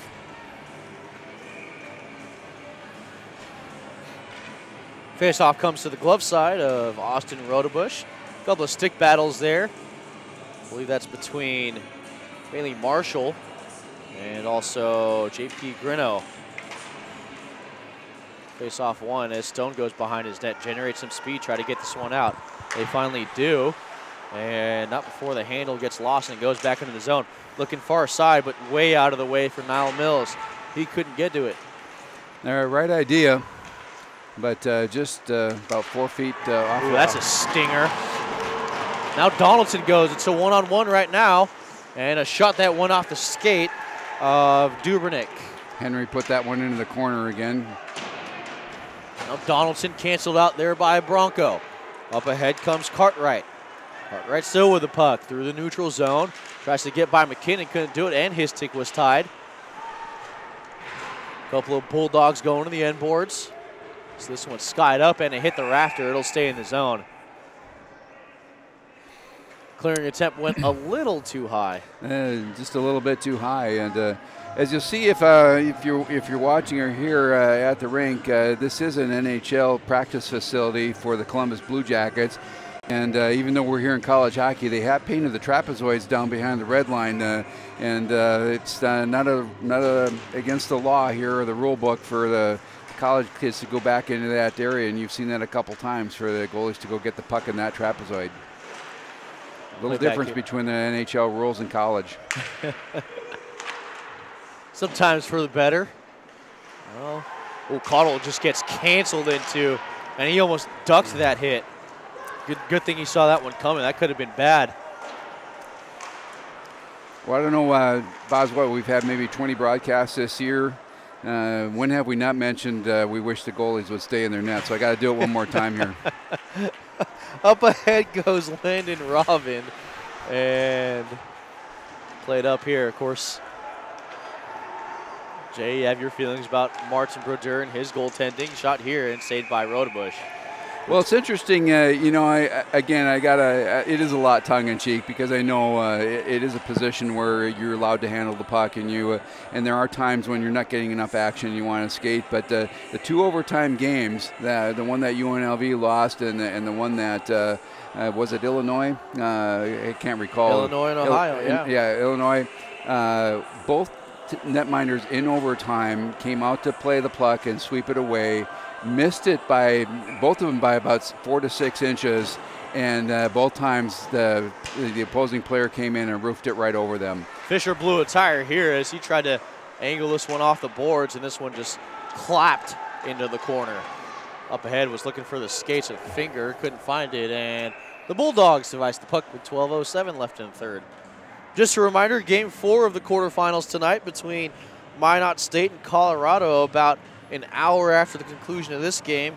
Looks like the face-off time officially 8 p.m. Eastern Standard Time, so about an hour and 12 minutes from now is the projected face-off. You can watch it right here on the ACHA National Championships YouTube page. Now Pierre Redding with a shot here that gets redirected in front of the net by an Adrian Bulldog. Good skating there by Cobra, and a shot here, and Finger nice couldn't save. poke it in. I'm not sure if he pushed it up over the top with his glove, but You might have to relook at that one just because it was an absolute brilliant play by both teams. One to take the shot and two to keep it out of the net. A finger gets rubbed off. Here, play goes far side corner. Now finally behind the net, and they try to reverse it. Left behind here for Minks. Minks tries to get this one ahead, and Central Oklahoma trying to, well, not quite. Panic time, he hit the post with a shot! You got to love college hockey. I don't think any team's out of it, even on a 4-1 with more than 10 minutes left in the game. Another shot. Minks goes off the leg pad there of Rodebush. Good push here by Oklahoma they're putting on right now. Sometimes a goalie best friend, sometimes a shooter's worst enemy, as was the case here. Now Minks from the point here, redirected a couple times on the way to the net, but it didn't find anything on target. And losing the handle, and finally comes out of the zone. That might have been the best rush by Piratello. Now a shot here! Save up off the net. He had Donaldson far post, but decided to take the opportunity himself with 10:42. Yeah, it's always tough to decide what to do when you're coming in, and sometimes you just run out of space. And we've seen that from time to time. You're making that rush, you've got an outlet pass to be made, but you make that decision to shoot or pass way too late. With that, we'll take a short break here with 10:42 left here in the third period. And Central Oklahoma having their chances, but still find themselves down 3 goals. You're watching the quarterfinals on ACHA National Championships. The 2018 ACHA National Championships are brought to you by the Columbus Blue Jackets. For tickets and more, visit bluejackets.com. R-Bar, the official ACHA 2018 Nationals post-game hangout and best hockey bar in Columbus. And by the Greater Columbus Sports Commission. Columbus has no off-season. Middle of the third period, 10:42 left in Columbus, Ohio. The third game of the quarterfinals, and so far this third period kind of lived up to the expectations we've all had. Yeah, but I tell you, this the last push that Oklahoma had ensures us that their pilot light has not been snuffed out here into the game. They've still got a fire going. Well, an opportunity that rang off the post for Central Oklahoma, as Fuller hasn't dropped the puck yet. Maybe a preemptive strike there by Fisher. Finally, a win by Central Oklahoma, and trying to maintain that pressure that they had prior to that break. Go the Broncos. This one just sent all the way out here. And it finally goes for icing as Rodebush kind of gives a shake of the head. I would have to almost agree with that. I'm going, wait a minute, there's 3 Oklahoma players at the red line when that, but hey, it's referees are calling this game. What do they say? Referees ref, players play, coaches coach, parents just cheer. You don't want the parents doing the other 3. Oh, it normally tends to not be the case, especially the latter of this statement. Nevertheless, play goes up ahead. I want to thank the parents who have joined here and put it on the brakes. As Donaldson looking far post, couldn't find it on the backside. And a friend of mine who played 14 years in the NHL calls them the coffee clutchers, the ones in the corner in the morning. Jay, any coffee clutching from you with your kids? Oh, here we go here. Couple of jabs, couple of straights, no hooks, no uppercuts. Compy box numbers, we'll have to grab them when they come. And again, players looking back at the refs like you're going to do something, and the refs are going, just go back to your benches, boys. Well, it looks like we're going to have at least one. We are going to have a call here, yeah. Oh, there's a cross check in the rough. Yeah. When these games get, if they can get out of hand, one of the way the referees, I've seen them do control, they go both benches and they say, okay, if this continues, next time there's something like this, we're going to take one. We're not going to tell you which one, and that usually stops that type of activity, because then at that point it's a crapshoot, and you got to settle your players down. Well, it's going to be a 4-on-4 here, as the draw is won by Adrian College, who also had the lead in the game by a total of 3 goals. Trader and skating in with Wyatt as they go into the inboards there, and Wyatt and now Congelli peeling off and going back to his own blue line. Here goes Landon Robin. Robin looking for an entryway, still doesn't find one. A lot of man-to-man skating here, Jay. Yeah, it's a little bit of, I'm not sure what, again, we're up here and everything looks so much easier to play the game from up here, but he definitely saw something that says I wasn't going to get through that seam. But now he makes that charge, but unfortunately the linesman is in the way. And well, look out Ian McCambridge. He's been involved with a couple of collisions here on that point. Back the other way goes Glimple. Glimple puts on the brakes at the hash marks. Now goes far side for Show. Excuse me, that was Shoei. Yeah, looking for that top corner over the glove. That's a high stick there and rightly ruled by the referee.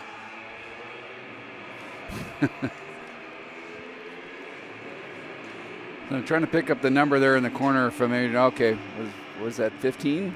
Yeah, it was 15. That was Josh Hosking. Yeah, Hosky said, hey, I had to adjust my helmet because I ended up getting a stick underneath my chin here, and sort of gave the bye-bye wave there to the referee in deference to the lack of a call.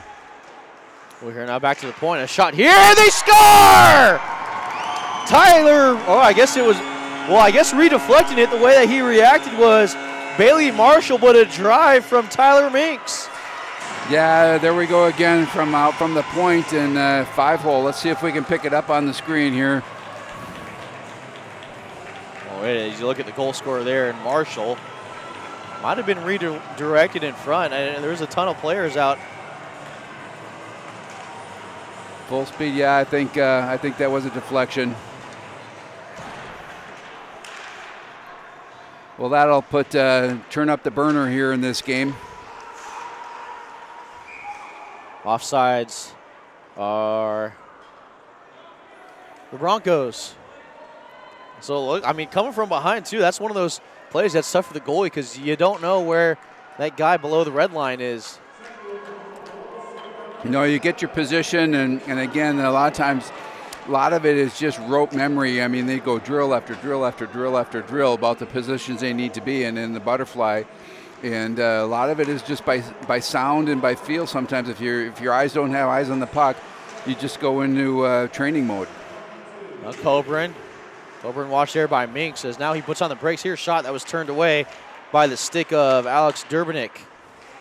Now Costello out in front here was looking for, he was looking for Coburn. Now out in front as Coburn was tied up with a goaltender in Henry. Finally plays goes at the half boards as getting tied up. Now finally out of the box goes both players. Rose involved with that. Rose has Costello. Rose with a shot here that went into the skates of Durbanik. Now back the other way and was out in front here. And there's a bad penalty there. That's going to be called against Donald Danroth. It was a blindside hit. Elbowing the call against Donald Danroth. He took a hit. He applied the hit to Joe Costello. It just wasn't a legal one. Well, that's not quite what was in the coach's plan here. You got seven and a half minutes. You're only 2 goals down. You had the momentum with you, and this is not a good penalty to take. Nowhere near the puck. Was a follow-up. I wonder if frustration might have been a part of that too, because it was Danroth who was screaming for the puck. He would have had an open lane if his teammate found him on the pass. Donaldson kind of lost this one as White tries to get this one out. Finally does. Back the other way we go. Blowing a tire there was Marshall, but he gets back up. Now trying to stick handle through his way. A shot out in front is Wyatt. Found the leg pad there. Rodebush. Yeah, again, that's what they're going to have to do. We saw 2 shorthanded goals pulled off yesterday. Illinois beating the Jamestown Jimmies. We had 2 shorties in that game. They won 3-2. Now Hosking. Hosking with a shot here was looking for the stick of Glimple, who's out in front. Feigning on his passing attempt there was Moore. Now battle in the front, Moore and Donaldson alongside with Cartwright. Shot here from the point, and it went wide as it went off a Bronco player. Now back for more watch by 2 Broncos, but it goes back to the point. You gotta like what Henry's doing here. He's trying to give his team a chance to win. Back stopping. Ooh, bit of a cheeky attempt there from Shoei. Shot here goes off an Oklahoma player and into the netting where play is halted with 6:09 left. Here in the third, 31 seconds left on the penalty for elbowing against Central Oklahoma. Yeah, this is, you know, they're going to potentially get out of here in the next 31 seconds, but that was literally, they did have a rush up the ice on trying to get the shorthanded goal, but that takes 2 minutes away from your ability to, you know, good quality skating to try and get a scoring chance. And so far what we've seen out of Central Oklahoma, they actually need all the time they can get. But hockey, a game where you could have 2 goals in the span of a minute like we've already seen in tonight's game. And a lot of the Adrian College fans here thought that should have been offside. Moot point here as they didn't get a goal here. Shot off the side of the net from the Bulldogs. Back at full strength. Now Costello passes in. That centering pass there was looking for Coburn. Back the other way. Stick handling goes Danroth. Danroth behind below the red line, and he takes a hit at the end boards. And we're going to have a penalty here. That was a high hit.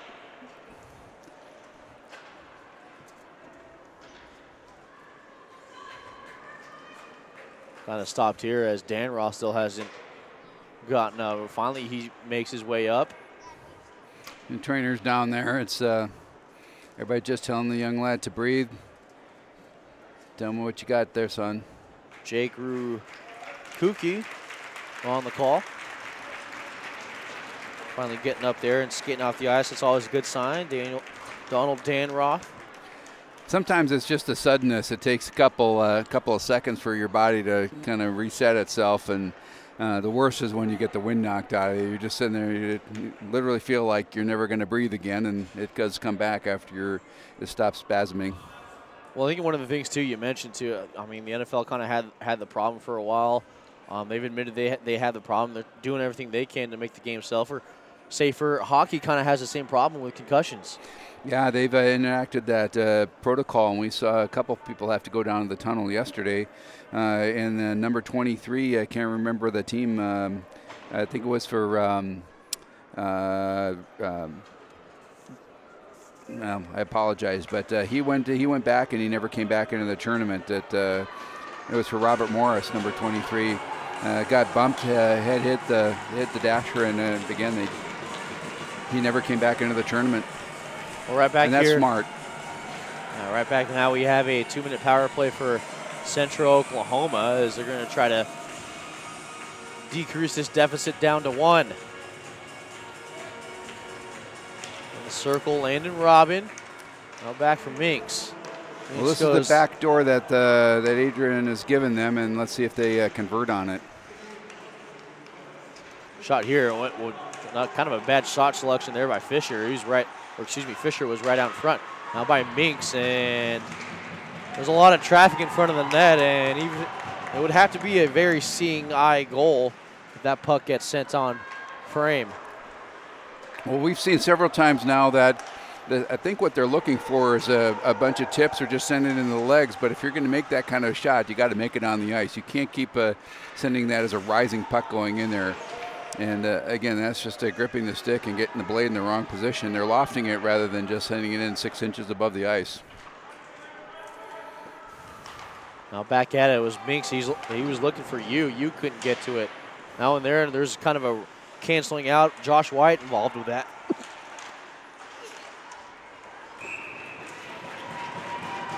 Play halted as there's about 58 seconds left here in the power play.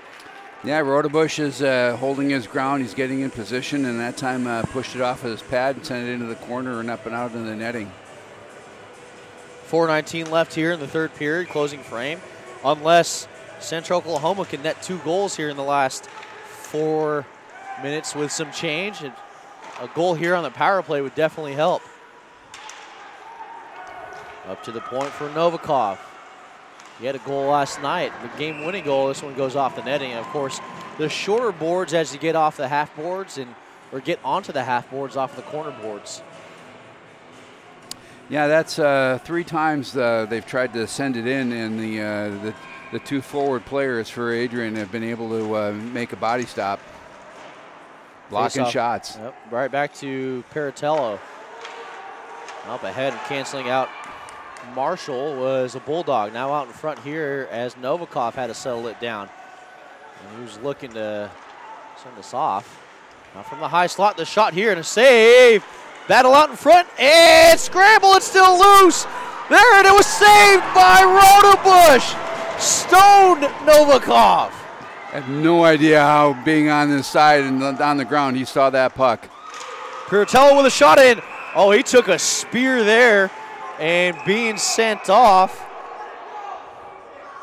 Yeah, he ran the goalie. Was Bailey Marshall. So Marshall's going to get 2, that's for certain. Looking at the ref right now, there might be some more penalties. I think we're going to have a slash against Kyle Perkowski.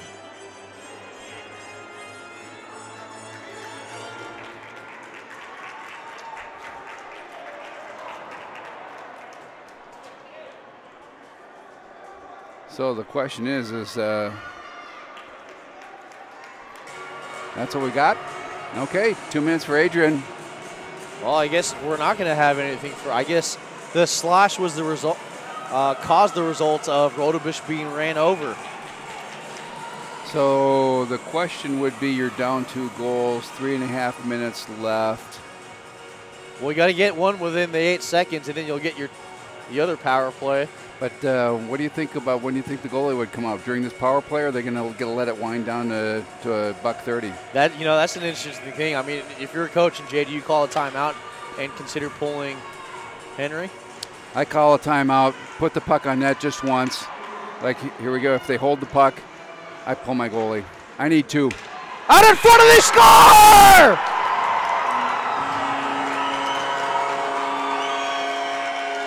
Well, we talked about this all the way back in the first period, that the way that Oklahoma is going to claw back into this is if Adrian starts a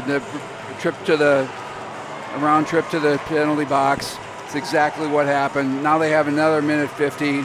They're 1 goal down. Oh, they're going to take that off. Apparently, time expired. Well, that's exactly what it is. Send it on net and look for an opportunity out in front. Wow. Taking out the trash. Watch this come in. Just a little deflection, but right over to another Oklahoma player, back of the net. Well, the first penalty expired. It was 10 seconds after Adrian College went in the box. And I think right now they're looking at the timing of it, but 10 seconds did run off, and based off of what we saw at the start of the power play, it would have gone into that second power play. Therefore, that penalty does come off. Yeah. So a case of, well, you got it, but you took a little too long. Nothing you could do there. The most important thing, though, is they got a goal. They got the goal. They got the goal. They needed that goal. 1.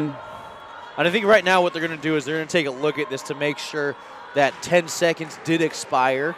Obviously, the threshold was 8. If you're over 8, then you don't have that power play. Yep, you take the first one off the board, not the second one. So high drama with 3:20 left. If it's under those 8 seconds, then it's going to be 3:22 that's left. And, you know, we all know how an extra 2 seconds can factor in. Yeah, you've got 3:22. Then you're only down by a goal. Again, you don't pull the power. You probably don't pull the goalie unless you get a minute. Let's watch the clock. Yeah, it definitely expired. You could see about 1:51 left on that penalty. You look at this look right here. You could see the scoreboard. Well, the replay's gone now, but you could see the scoreboard. That first penalty expires. That puck is still out of the crease, and then the backhand attempt with about 1:50 left. So rightly called by the officials and our timekeeper down in the scorers area. But you got the goal, and Alex Henry is still in the net. We've got ourselves a hockey game for the next 3 minutes 20. If they can send it overtime, we're going to have our second OT game in a row. Face-off win here and up ahead as Central Oklahoma's really going to have to push a pace. Glove down there by Minks and went to a Bulldog. Now back out for Rose. Rose has a couple of Bulldogs with him, decides to pull over, goes across and went over the net. Behind the net there as it comes out, played at the half boards by Dan Roth.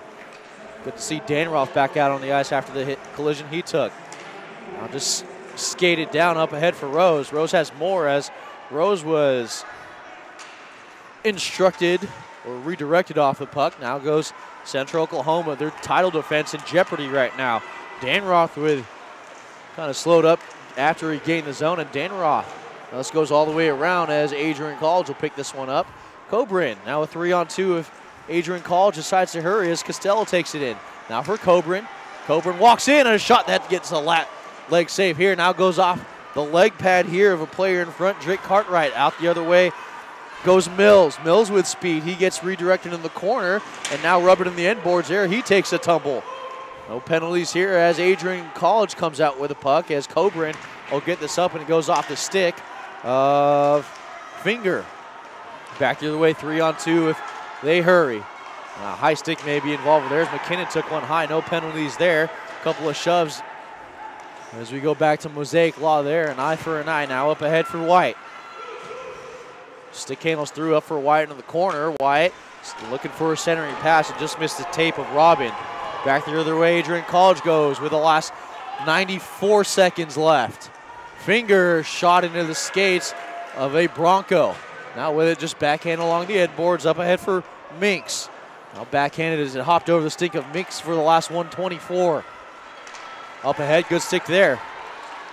Just angle in the corner here. Fisher will have to chase it in and angle it up and off the boards and still in the zone.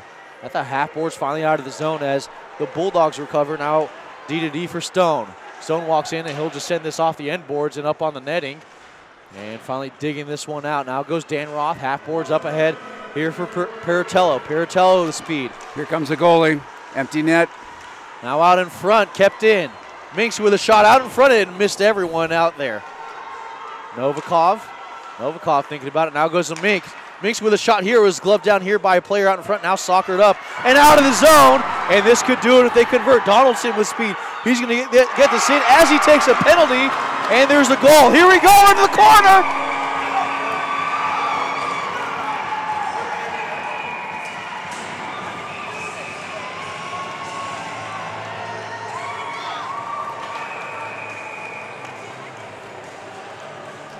WWE Fastlane getting a head start here. Yeah, we got nobody on the glass behind us. They're mentioning who did the belt go to?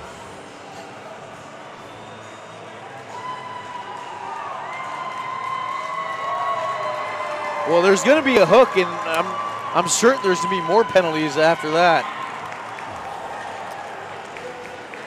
Yeah, it was out of our purview to be able to see that way down in the corner to our left. Somebody's going to actually go. Somebody's going to get tossed from the game completely. So we'll see what the penalties are, but here's the thing. I'm going to empty net goal. Frustration here, especially if you're on your title defense. Yeah, time for a little conference here to sort everything out. This is when the scorekeeper has to pay attention, put everything down on their notepad before they put it up on the board, because there's going to be more than one penalty here. That's what they're sorting out here. Of course, we saw the initial penalty on the open net, so regardless, that goal counts. Yeah. But there's also post-curricular activities. What you got to hope if you're Adrian that not one of your players was involved in getting tossed out of the game. That's the piece. For the semifinal, yep. They would lose him for a game. So it's a different setup for Oklahoma if Oklahoma is not able to. The two captains waiting word for what the official penalties are.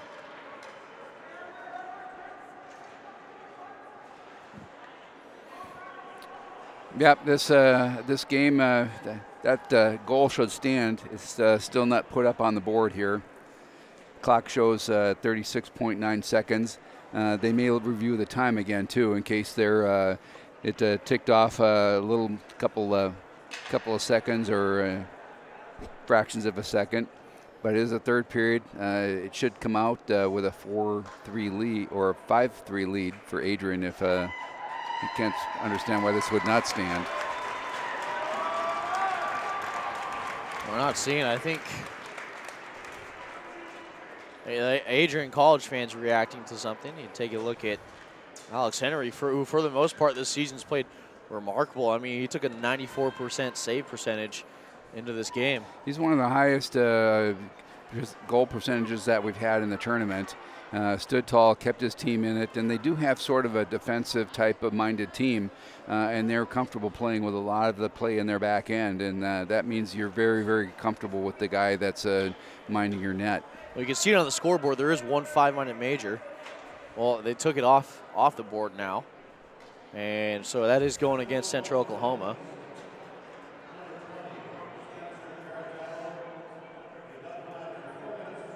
So Paratello gets a double minor for roughing.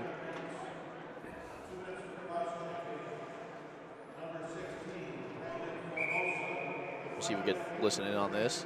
Asking, 2 minutes for slashing and a game misconduct. Number 22, Donald Danroth, a 10-minute misconduct. Adrian penalties, number 11, Chris Donaldson, a double minor, 4 minutes for roughing. And number 7, Cooper McLean, 2 minutes for roughing. Time of the penalties, 19:23. So there you have it. That was PA announcer Andy Storrs on the call. Sorted out, and I think maybe those were the right calls. Just try to get this through the last 30 seconds here with a 5-3 game. Now back the other way, and this one up. Back to play it is Henry, Central Oklahoma. Try to get this one, maybe one last rush with 10 seconds. Glove down here, and McKinney goes back to plate, and that will do it here as time expires. Well, the two teams that were in the national championship last year have both been eliminated in the quarterfinals. Yeah, and again, the computer rankings, I have to say, had just a couple of, out of all the games played, they put the number 2 team into the semifinal. We'll see tonight if Minot makes it in or if we get the spoiler from Colorado being number 9. But the Central Oklahoma, last year's national champ, they had a really good tournament, great hockey club, great tradition. They didn't take this game, but they've got a good program, and they shouldn't have to hang their heads too far. Adrian College, of course, no one knows what time they're playing tomorrow. It's either a 5 p.m. game or an 8 p.m. game. And one of the things that we're kind of looking forward to is seeing who that is. I mean, it could very well be Minot State. Of course, the knock on them is they've been ranked number 1 for multiple years and haven't been able to get to the national championship game. So, of course, one step closer. If you want to catch Colorado and Minot State, that game coming in about 43 minutes from now, an 8 p.m. face-off between the Beavers and the Buffaloes. Kind of a Western States matchup there. Yeah, we've got here Adrian. They're 2 games away from punching their national championship ticket. So another step. Good hockey program. Yeah, heck of a game. If you're Central Oklahoma, you battled, man. That was a good game. You even crawled back too and tied the game early in the first, but sometimes a little too much firepower out of Adrian College. The difference in this matchup. Yeah, and again, both teams' coaches will probably have a discussion. Much more Adrian about heading to the box as they move on. But again, Oklahoma, great program. Weren't able to make their bid for the defending champ again, and the coach is going out to shake the hands of the referees. And that's why we love this sport. It's a warrior sport, but you do respect your opponent, win or loss. Absolutely, and we will, well, I guess officially we are looking at a start time of 8:30, so they pushed that face-off back here. You want to catch Colorado Minot State right back here on ACHA National Championships. It should be a doozy in the quarterfinals. Number 1 team in the country plays for everyone here at ACHA Hockey. Jay Sewell, Boz Echevarri, wishing everyone who's listened to have a good night.